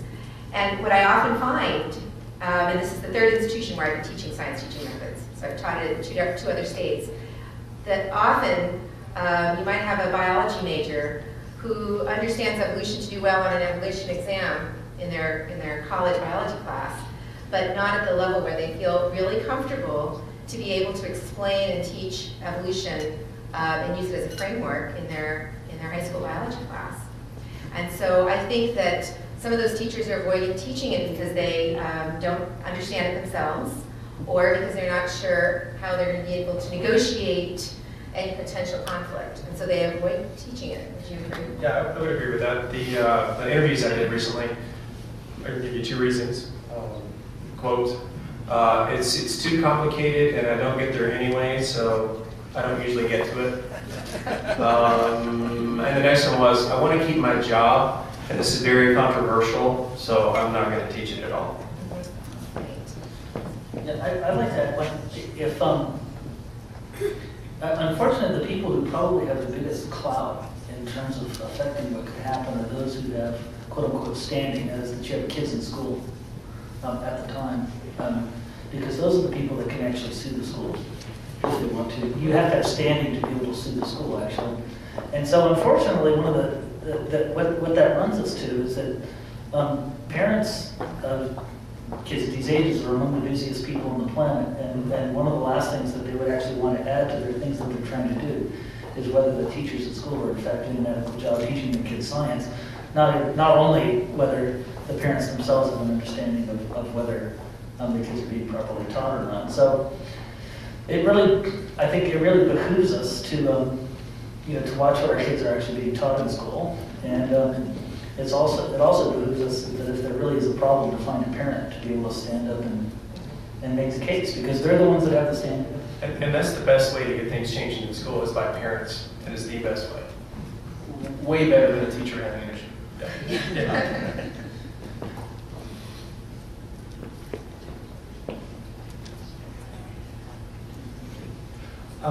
I'm a physics teacher, and so my perspective is a little bit different. I know from the history you pointed out that the starting point for the creationists was to try to keep evolution out of the schools. And a lot of progress has been made, and they kind of backed off more and more and continue to lose anyway. And I'm very pleased with the incredible work that's been done to make sure that evolution is still safe to be taught in the schools. My concern is that the creationists have similar objections to a couple of other things, like geology lessons that explain that the Earth is very old, and physics lessons that explain that the universe is very old. And they won. My physics textbook is 800 pages long, and it has one paragraph at the end of the last chapter about the history of the universe. Okay? So if the creationists could write a physics textbook, it would look like the one I use. And a lot of the geology doesn't get taught either. So I'm wondering, is there anything that is being done or that you see on the national scene to make progress on this front? Because it seems like the battle is on biology all the time, and it's been very successful. There's still, it's not over, as you said. But on the geology and physics side, we just seem to have given up the ghost on the whole thing. So I don't know if there's, I guess I'm just curious what your perspective is on that.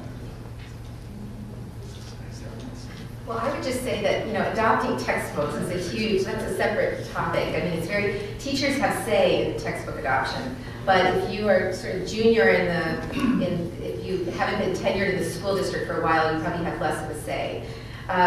In terms of my former students who are out teaching who are given textbooks that they don't want to use for whatever reason, I tell them that you don't have to be married to the textbook, and many teachers don't teach out of a textbook. So it might be frustrating if so one issue is textbook adoption. So I think as a teacher you have a voice talking to the chair of your science department, to your administrators, and trying to get a textbook that, if they're out there. Okay. They are. The question, though, I think has to do with, is cosmology and the physics standards for the state? I don't know about I don't know much about physics standards. I've taught physics a few times, and in high school, and even if it was, I don't remember it, and there's no way you could get to it in general physics in high school. I have through other readings when I've taught physics, like a brief history of time, Stephen Hawking and other readings like that, but not directly from a physics book. And in terms of earth science, physics is kind of funny anyway, because it tends to be the last course and very few students take it because they start with, it's a layer cake, right? biology, physics, and the leftovers get chemistry. Or excuse me, biology, chemistry, and if you make it that far, then very few students take physics anyway, so you get the cream of the cream, so to speak. So yeah, and then earth science, not that many students have earth science. You've raised a really interesting question. I'll have to look into that. Thank you for that. So I think we're maybe laboring under a serious misconception here. I know I'm talking to a panel of educators, but do we really think that what we're teaching in school is the major influencer of what the general public believes about any issue in particular?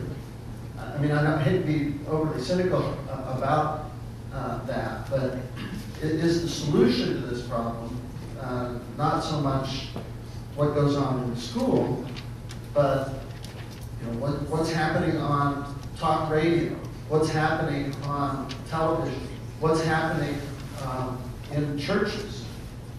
I'm interested in the question of faith science issues and how churches are communicating on these issues. And I think they have influence that perhaps challenges what happens in the schools. And if we want to see a turnaround on sort of public perception on these issues, maybe it has to happen in some of these other channels. I just wonder what you as educators all think about that.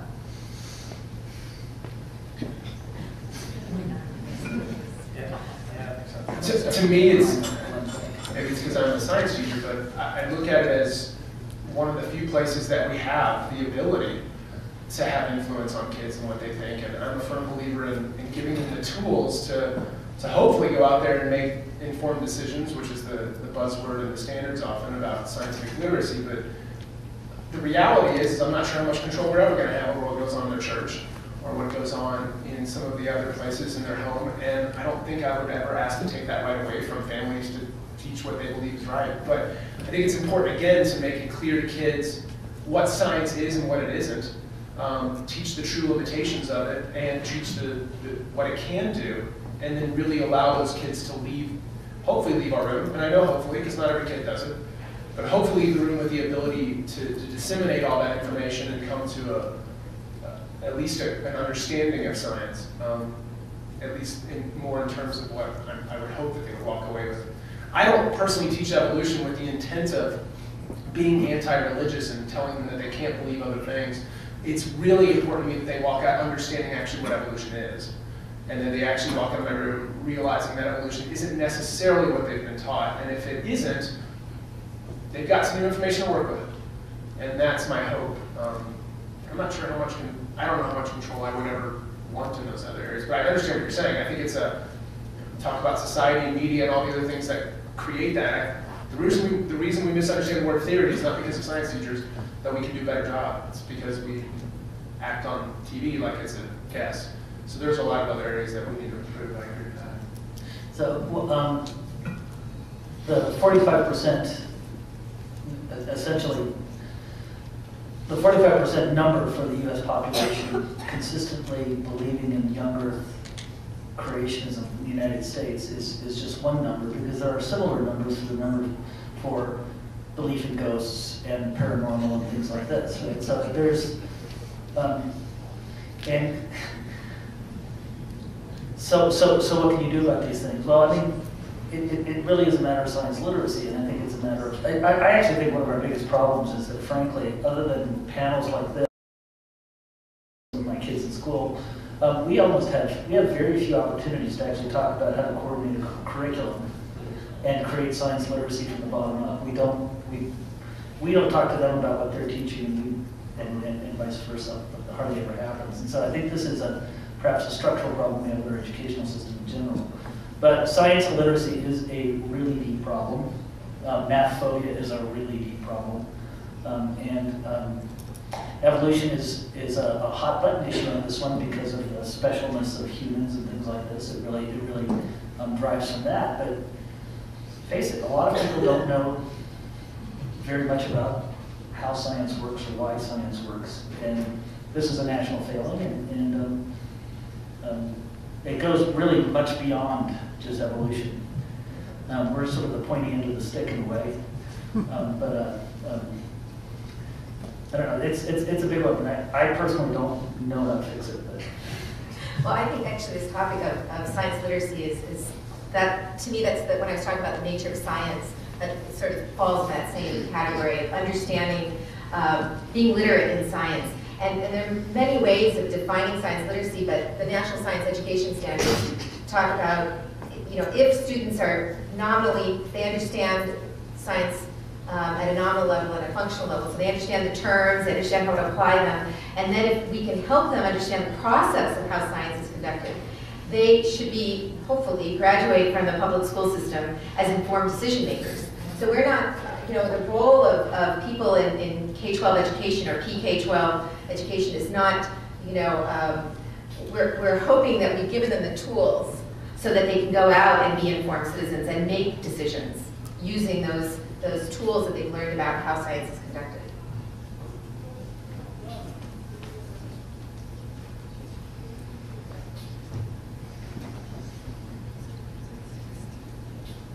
I had the unfortunate pleasure of hearing Michael Behe talk out of UNC about a year and a half ago.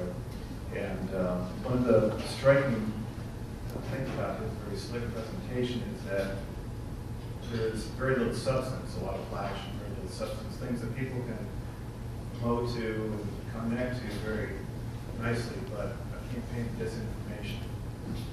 And so what I'm wondering is, how do you basically counter that kind of approach? Because if you use a logical, argumentative approach, it doesn't work. People get lost, they don't have the background. Our teachers only have minimal training in biology, and so they don't have the background to provide the students. Students are getting basically what amounts to propaganda in their churches, anti-evolution classes. Like you were saying, everybody needs to learn younger and younger about these things. Kids in preschool are given anti-evolution things. So it's, as you say, a very almost intractable problem that involves a lot of different levels. I totally agree. It's a huge problem, and I don't see an end in sight a long time. I mean, but it's meetings like this, people coming together and talking about it, I think helps.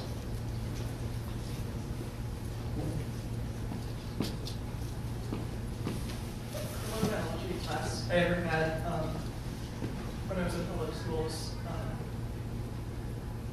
I remember the teacher saying that scores were important, and consequently I didn't even know what evolution was until I was a sophomore in college.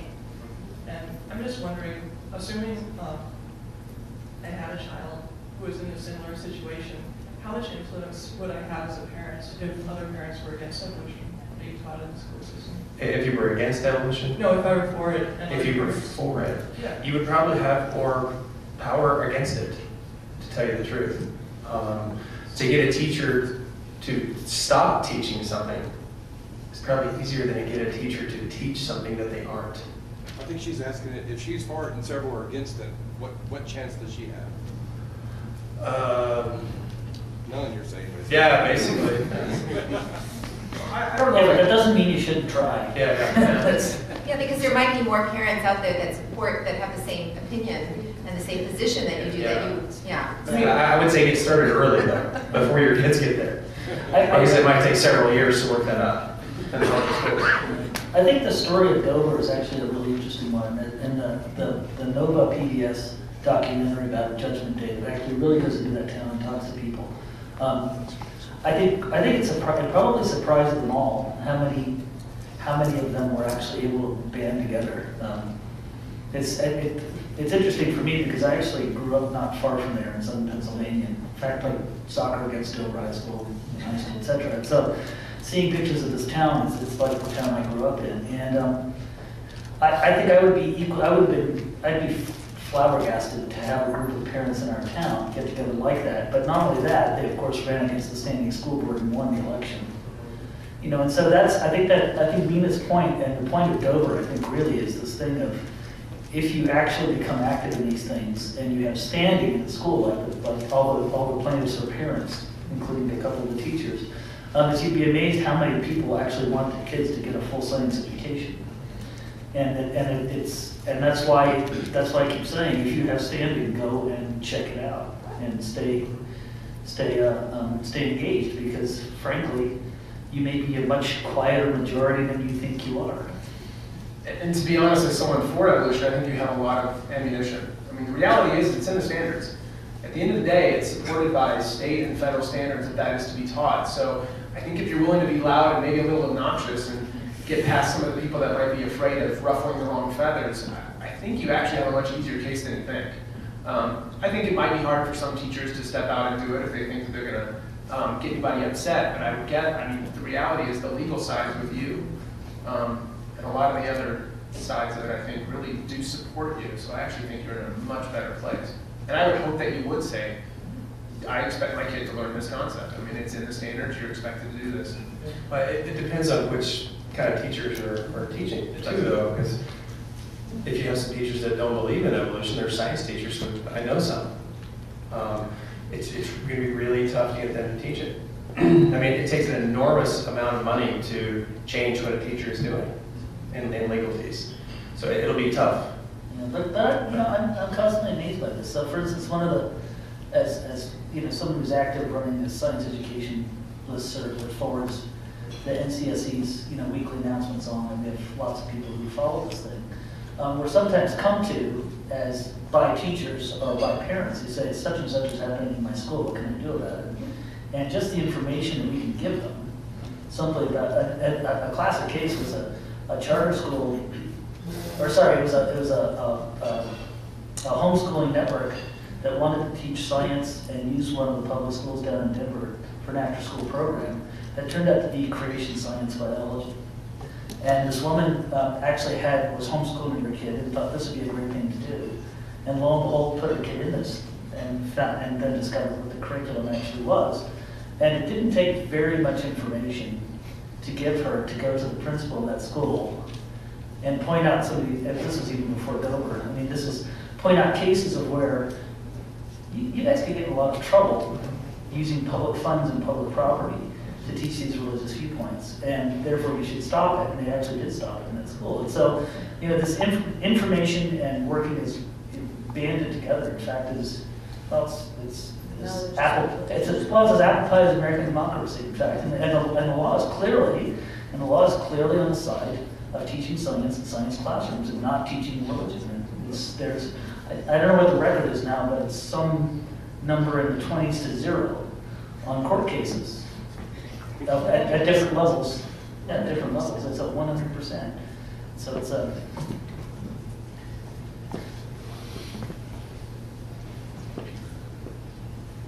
Yes, I'd like to know how many of the panelists, you guys, are what you would consider atheist or agnostic, and how many believe in God. I'm very religious. I'm practicing, but I'm not Christian. And so if I go into the classroom, I tell my pre-service teachers, the students in my classroom, that if first of all, the Balanced Treatment Act is illegal. There's no such thing as teaching. I tell them that if you address this as a controversy, there are two sides, then you're misinformed. But if you do take that approach and you go and say, I'm going to talk about creationism and evolution theory, then which creation story do you present? In my religious background, there are 11 creation stories. Which one do I pick? I don't know why that's relevant. We're here to talk about education, and I don't know why my religious beliefs or lack of religious beliefs would it all be relevant to this I think it's topic? relevant to the panel discussion today. Why? Why? We're here to talk about science education, not to talk about our personal religious beliefs. Well, it comes through. I am not religious. It's not a secret. I am a public figure, so it's quite easy. I'm not religious. I'm not anti-religious, but I don't think the beliefs or lack of beliefs of my colleagues need to be publicly exposed. Religion is a private matter for most Americans, and I think they should not be forced to reveal what should be a private belief. Speaking of parents, I don't want, 100 parents at my door tomorrow. The only thing I would add is that my guess is if you polled my students, I don't think they'd have a clue whether I was religious or not. And I think that's to me that's the biggest compliment to me. I don't think that they would be able to tell you that I'm not religious, and I don't think they would tell you I was religious. Some of them might think they know just because I said something one day. But my job is to play devil's advocate in my classroom every day. That's what I do. And I think a lot of my kids get confused by what I actually believe. But that's my job as a teacher, because it's not my job to welcome with my personal beliefs. I leave that outside. That has nothing to do with it. Yeah, one lesson we get in the teacher education programs is to be completely democratic in our classroom. And part of that is not bringing your own beliefs into it. In fact, not even using the word belief.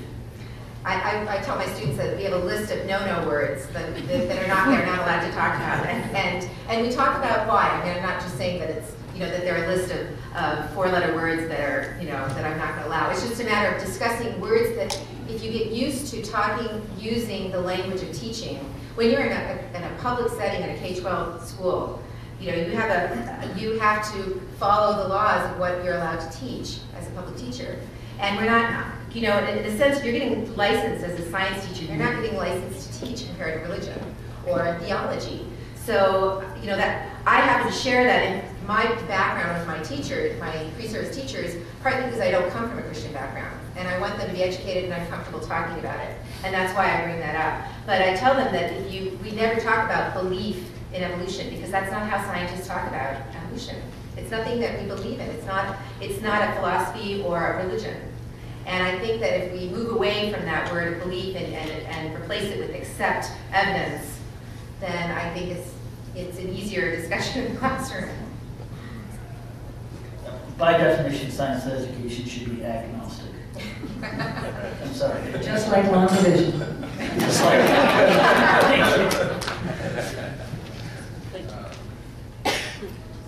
I guess I have been tuning into this debate for a number of years, and I've read a number of books about it, watched all the videos I saw on Judgment Day and all that. And I guess I would like just to ask an opinion question then. For a parent who has a child in school, a public school, and if these parents, this is not me, I don't have any kids, but if they have a strong Christian belief and they believe that the Bible is the inspired Word of God, and that it clearly differs in the subject of origins from what you're teaching their kids, and certainly it differs in how man himself is presented. Whereas they may say that in evolution you're basically presenting man as an intelligent, evolved animal and nothing more. Whereas God created man in the Bible, and man has a spirit. He is distinguished from animals clearly. So how would you then, if they came to you and said, I don't want my kids being taught a godless philosophy and worldview, and you can say it's science-based, but you have your own way of interpreting the evidence, and we don't look at that evidence in the same way. So I don't want my kids learning that, and you could easily say, well, then send them to a public or a private school. But the problem is, a lot of parents don't have that kind of money to send their kids to a private school. So then how do you assuage their issue with this? I can answer that. I've answered this question at least 20 times. Not here in Colorado, but back in Arkansas when I taught there. I would get this every year, 2 or 3 times, when I would even bring up evolution. The kids would go home and tell their parents, and they would call me, say, just what you said. And I almost had a script ready, because I don't want to get in an argument at all, because you're going to kind of lose, because you're totally two different sides. Science in school, religion is completely different. So I would just say it's in the state standards, and your kid will learn it, or they'll fail that section on the test. I mean, simply, and I did not want to argue. And I said, you're welcome to argue with my principal or superintendent, whoever you choose to, but that's what's going to happen. And it never went past that. But I think it's useful to add at that point. And if Jimmy doesn't want to accept it, that's okay. I mean, I think that's a useful thing to add. teachers have told me they've had good luck with basically that approach, which you obviously had good luck with, but sort of, Mrs. Brown, it's my job as Jimmy's teacher to present him with, the standard scientific view, which is that all creatures had common ancestors and natural selection works, and there's these other mechanisms of pattern process, the big idea, basically the three-part idea that I started out with. And Jimmy has to learn this because it's in the state standards and he has to pass the test. If Jimmy can accept or reject it, I don't care. That's up to you, that's up to him. But he has to know the material to pass the test. Whether he accepts it or not is his business. There's something magical about that. Because what Mrs. Brown's biggest worry is that Jimmy's going to learn it and he has to believe it. And of course, the fear is that if he believes it, then he's going to give up his faith and he's going to, be lost to salvation, and everything will crumble. And it's a serious worry, just like you articulated. And that's not what education's all about. Education is about learning. He doesn't have to believe it. He just has to learn. Now, we would like it if you would accept modern science, but if it's, that's not our job. Our job as teachers is to teach it. And there's something really quite wonderful. It does assuage the concerns of the parent, right? The other line that works for me sometimes is just saying, if you want to argue against something, you better understand it. And that seems to work a lot, even with parents. I've only had one in 10 years, one parent really come after me. And when I said that to him, I said, do you want me to understand, would you like me to understand your side better to be able to talk to you against it, if that was my stance? And he said, yes. I said, okay, I'm asking your student to understand the side of science. And then that way they understand what they're arguing against if they decide to argue against it. And to be honest, that really quiets them quickly. Because and I actually have had kids over the years, I believe this, I'm watching it from afar, but have been very resistant to it, decided to look at it as an educational experience, not about changing their beliefs, and walked out fairly enlightened. And I think sometimes their own beliefs were strengthened, but I think they felt good about understanding what all the fuss was about. And I think that was kind of empowering for some of those kids. So that's something that I've experienced. I think the other point that really needs to be made is that whereas, as I said, evolution is the pointing end of the stick, someone, the physics teacher here brought up that cosmology is also similarly rejected. So must be geology, so must be a lot of chemical evolution. There are almost every part of mainstream science is going to be rejected by that viewpoint. And so it's a profound rejection. And so I don't get that many calls. I get calls occasionally. My favorite one was when a parent told me that their daughter was hearing things that they'd never heard before. And I said, well, then you've done the right thing by starting to university. A physical anthropology colleague of mine who teaches at a community college in a state in the southeast that I will not identify, once called me and said, this is a magical kingdom here. She said, I had these students in my class, introductory physical anthropology, of course it's evolution from beginning to end, and these kids had never, ever had evolution. I mean, they're teachers in middle school and high school, they just quickly paged past those pages in the textbook, and it obviously had never assigned them, and the students knew nothing about evolution, tabula rasa completely. And of course, this is college, and of course, it's physical anthropology, so of course, day one. And after 2 or 3 weeks, these kids came up to her and said, well, of course species change through time. You mean that's evolution? We thought evolution meant you can't believe in God. So one thing is, when they actually learn what evolution really is, oftentimes that assuages their concerns as well. So pardon me for asking another question, but hearing that answer, and I appreciate that answer about you need to know this, and whether you agree with it or not. How certain are we that the surveys about American opinion about evolution doesn't reflect something similar?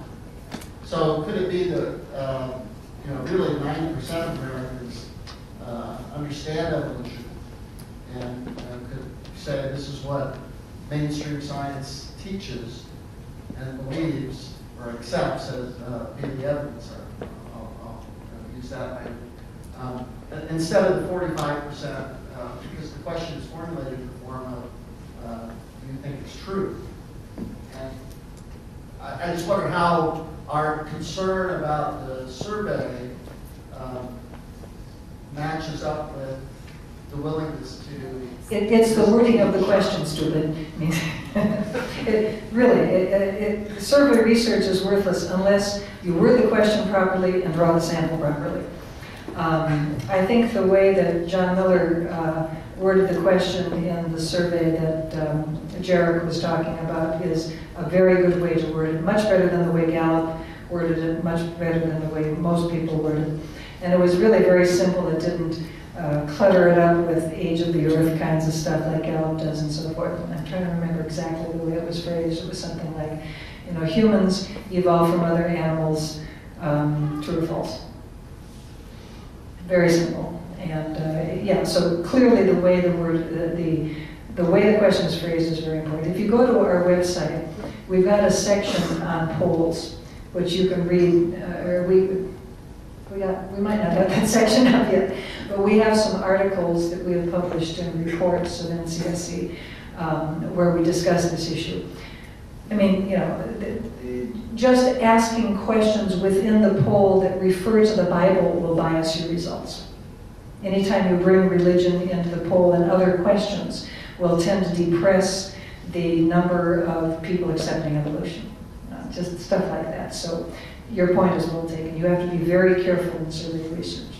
But even so, I think the numbers have been remarkably stable for decades, and they track up during more conservative periods of our times, and they track down to more liberal periods of our times. And not very much, exactly. It's a few percentage points up and down, but it's remarkably stable over a long, long period of time back into the 60s. And actually, we were talking about these surveys and polls, but actually there's a very large body of research done in qualitative research on Americans' understanding of evolution, and it corroborates a lot of there are a lot of Americans who don't understand evolutionary theory. All right, we'll take one more question. So my question has to do with kind of the logic behind the truth of evolution. And I really enjoyed science when I was growing up. I took 2 classes of physics in high school. My son actually had a couple classes with Dr. Foley, who's over here. And yet, so I think I understand science and I understand the theory of evolution pretty well, but I reject it as true. I guess I consider myself a younger creationist. And what I see in your survey of the 97% number, I forgot, was that scientists who believe evolution is true, something like that? Dr. Scott used the 90. So if you have a community of scientists that essentially rejects the supernatural, believing in natural process for everything to happen, then even when it looks like there might be some kind of intelligent designer or creator, their philosophical point of view or scientific point of view, however you want to call it, says that's not an option. So you end up with only one possibility. And yet I think we'd all agree at some logical, rational level, there's sort of this 2 camps, at least here in the United States, in the 9 creation stories that I mentioned earlier. So I guess, is there a challenge there in our logic of excluding a possibility because it isn't naturalistic, and therefore missing out on potential? I think it's excluded because it's not science. If I'm understanding your question correctly. The Pew survey that showed the 97% of scientists accepting evolution was, the sample was chosen from AAAS, which was a different sample than the other survey that I showed from Eglin and Scheidel, which was a survey of scientists from elite institutions. So those were 2 separate institutions, or 2 separate samples. The Eklund and Charles survey showed approximately 30% of natural scientists believed in God or a higher power. The point of showing the data from that second sample was to show that even among elite institutions, where the percentage of scientists believing in God is the lowest, it's higher at state institutions and higher yet at community colleges. I didn't present those data, but it's closer to like 40–45% at community colleges, was to try to demonstrate the fact that it is not, that the stereotype of the scientist as atheist is simply not true, which comes as a great blow to both the atheist scientists as well as to conservative Christians who would like to believe that all scientists are atheists. I think there's a lot of misunderstanding about science and religion, both among conservative Christians as well as among atheist scientists. And turning down the volume would be very helpful on both sides. It's a complicated subject. I think a little more understanding of philosophy of science would be helpful. Assuming the solution to your problem, as I think you were suggesting, that if you assume that there is no supernatural, then obviously you're going to come up with only naturalistic explanations. Clearly, you are assuming your conclusion. That's not a very good reasoning procedure. But I think that is not an explanation for the high percentage of scientists who accept evolution. I think the high percentage of scientists that accept evolution, such as reflected in that Pew survey, is not explained by the high percentage of scientists that are atheists, because it is far in excess of the number of scientists who are atheists. I think it is much more readily explained by the quality of the data supporting evolution, which you certainly are free to reject, but which I believe the majority of scientists find very compelling. I think the follow on that is that from those numbers is that therefore a lot of actually religious scientists still reject intelligent design as an explanation for nature, because they essentially recognize it as not being a scientific explanation and in its core being essentially a religious explanation. So in the dividing line between what is science and what is not, what's a scientific explanation for how our world works versus when it's not, I think people who are religious nonetheless have the ability to distinguish those, and people who are atheistic similarly have the ability to distinguish those. And it's the keeping those two straight that is actually the issue for a lot of us, and the conflation of those two issues is actually one of the biggest service that's actually being foisted on our public here, this idea that there is a debate between creationism or intelligent design and science and evolution. And in fact, for most religious faiths, there is no such conflict. Yeah, I can second that. I know dozens and dozens of science teachers that I've worked with in the past, and I would say the vast majority of them are religious in some capacity, but they still would never teach creationism in a classroom because it's not viewed as science.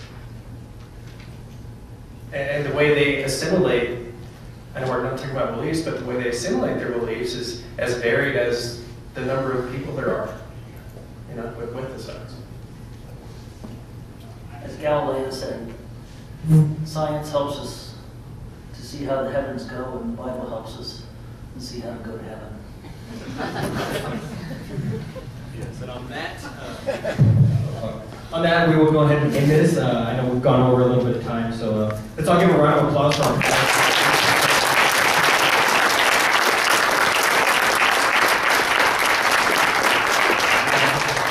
above and beyond what I did for this. They all good job. Sciences and Leaders in Free Thought. I'd like to thank ASCSU, the Departments of Biology, Biochemistry, Bioscience and Pest Management, Fish, Wildlife and Conservation Biology, and Soil and Crop Sciences for their financial support. Also, I want to thank Leon Von Eck and Kristen Fettig and Adam Huberger for their time and effort, because none of this would have happened at all. So finally, I want to thank all of you for attending. I mean, you've all shown your support for science. So there's still some refreshments in the back. I think the cookies might have, I don't know, those flew out pretty fast. So there's still some refreshments, so feel free to stay and continue the conversations. Thanks.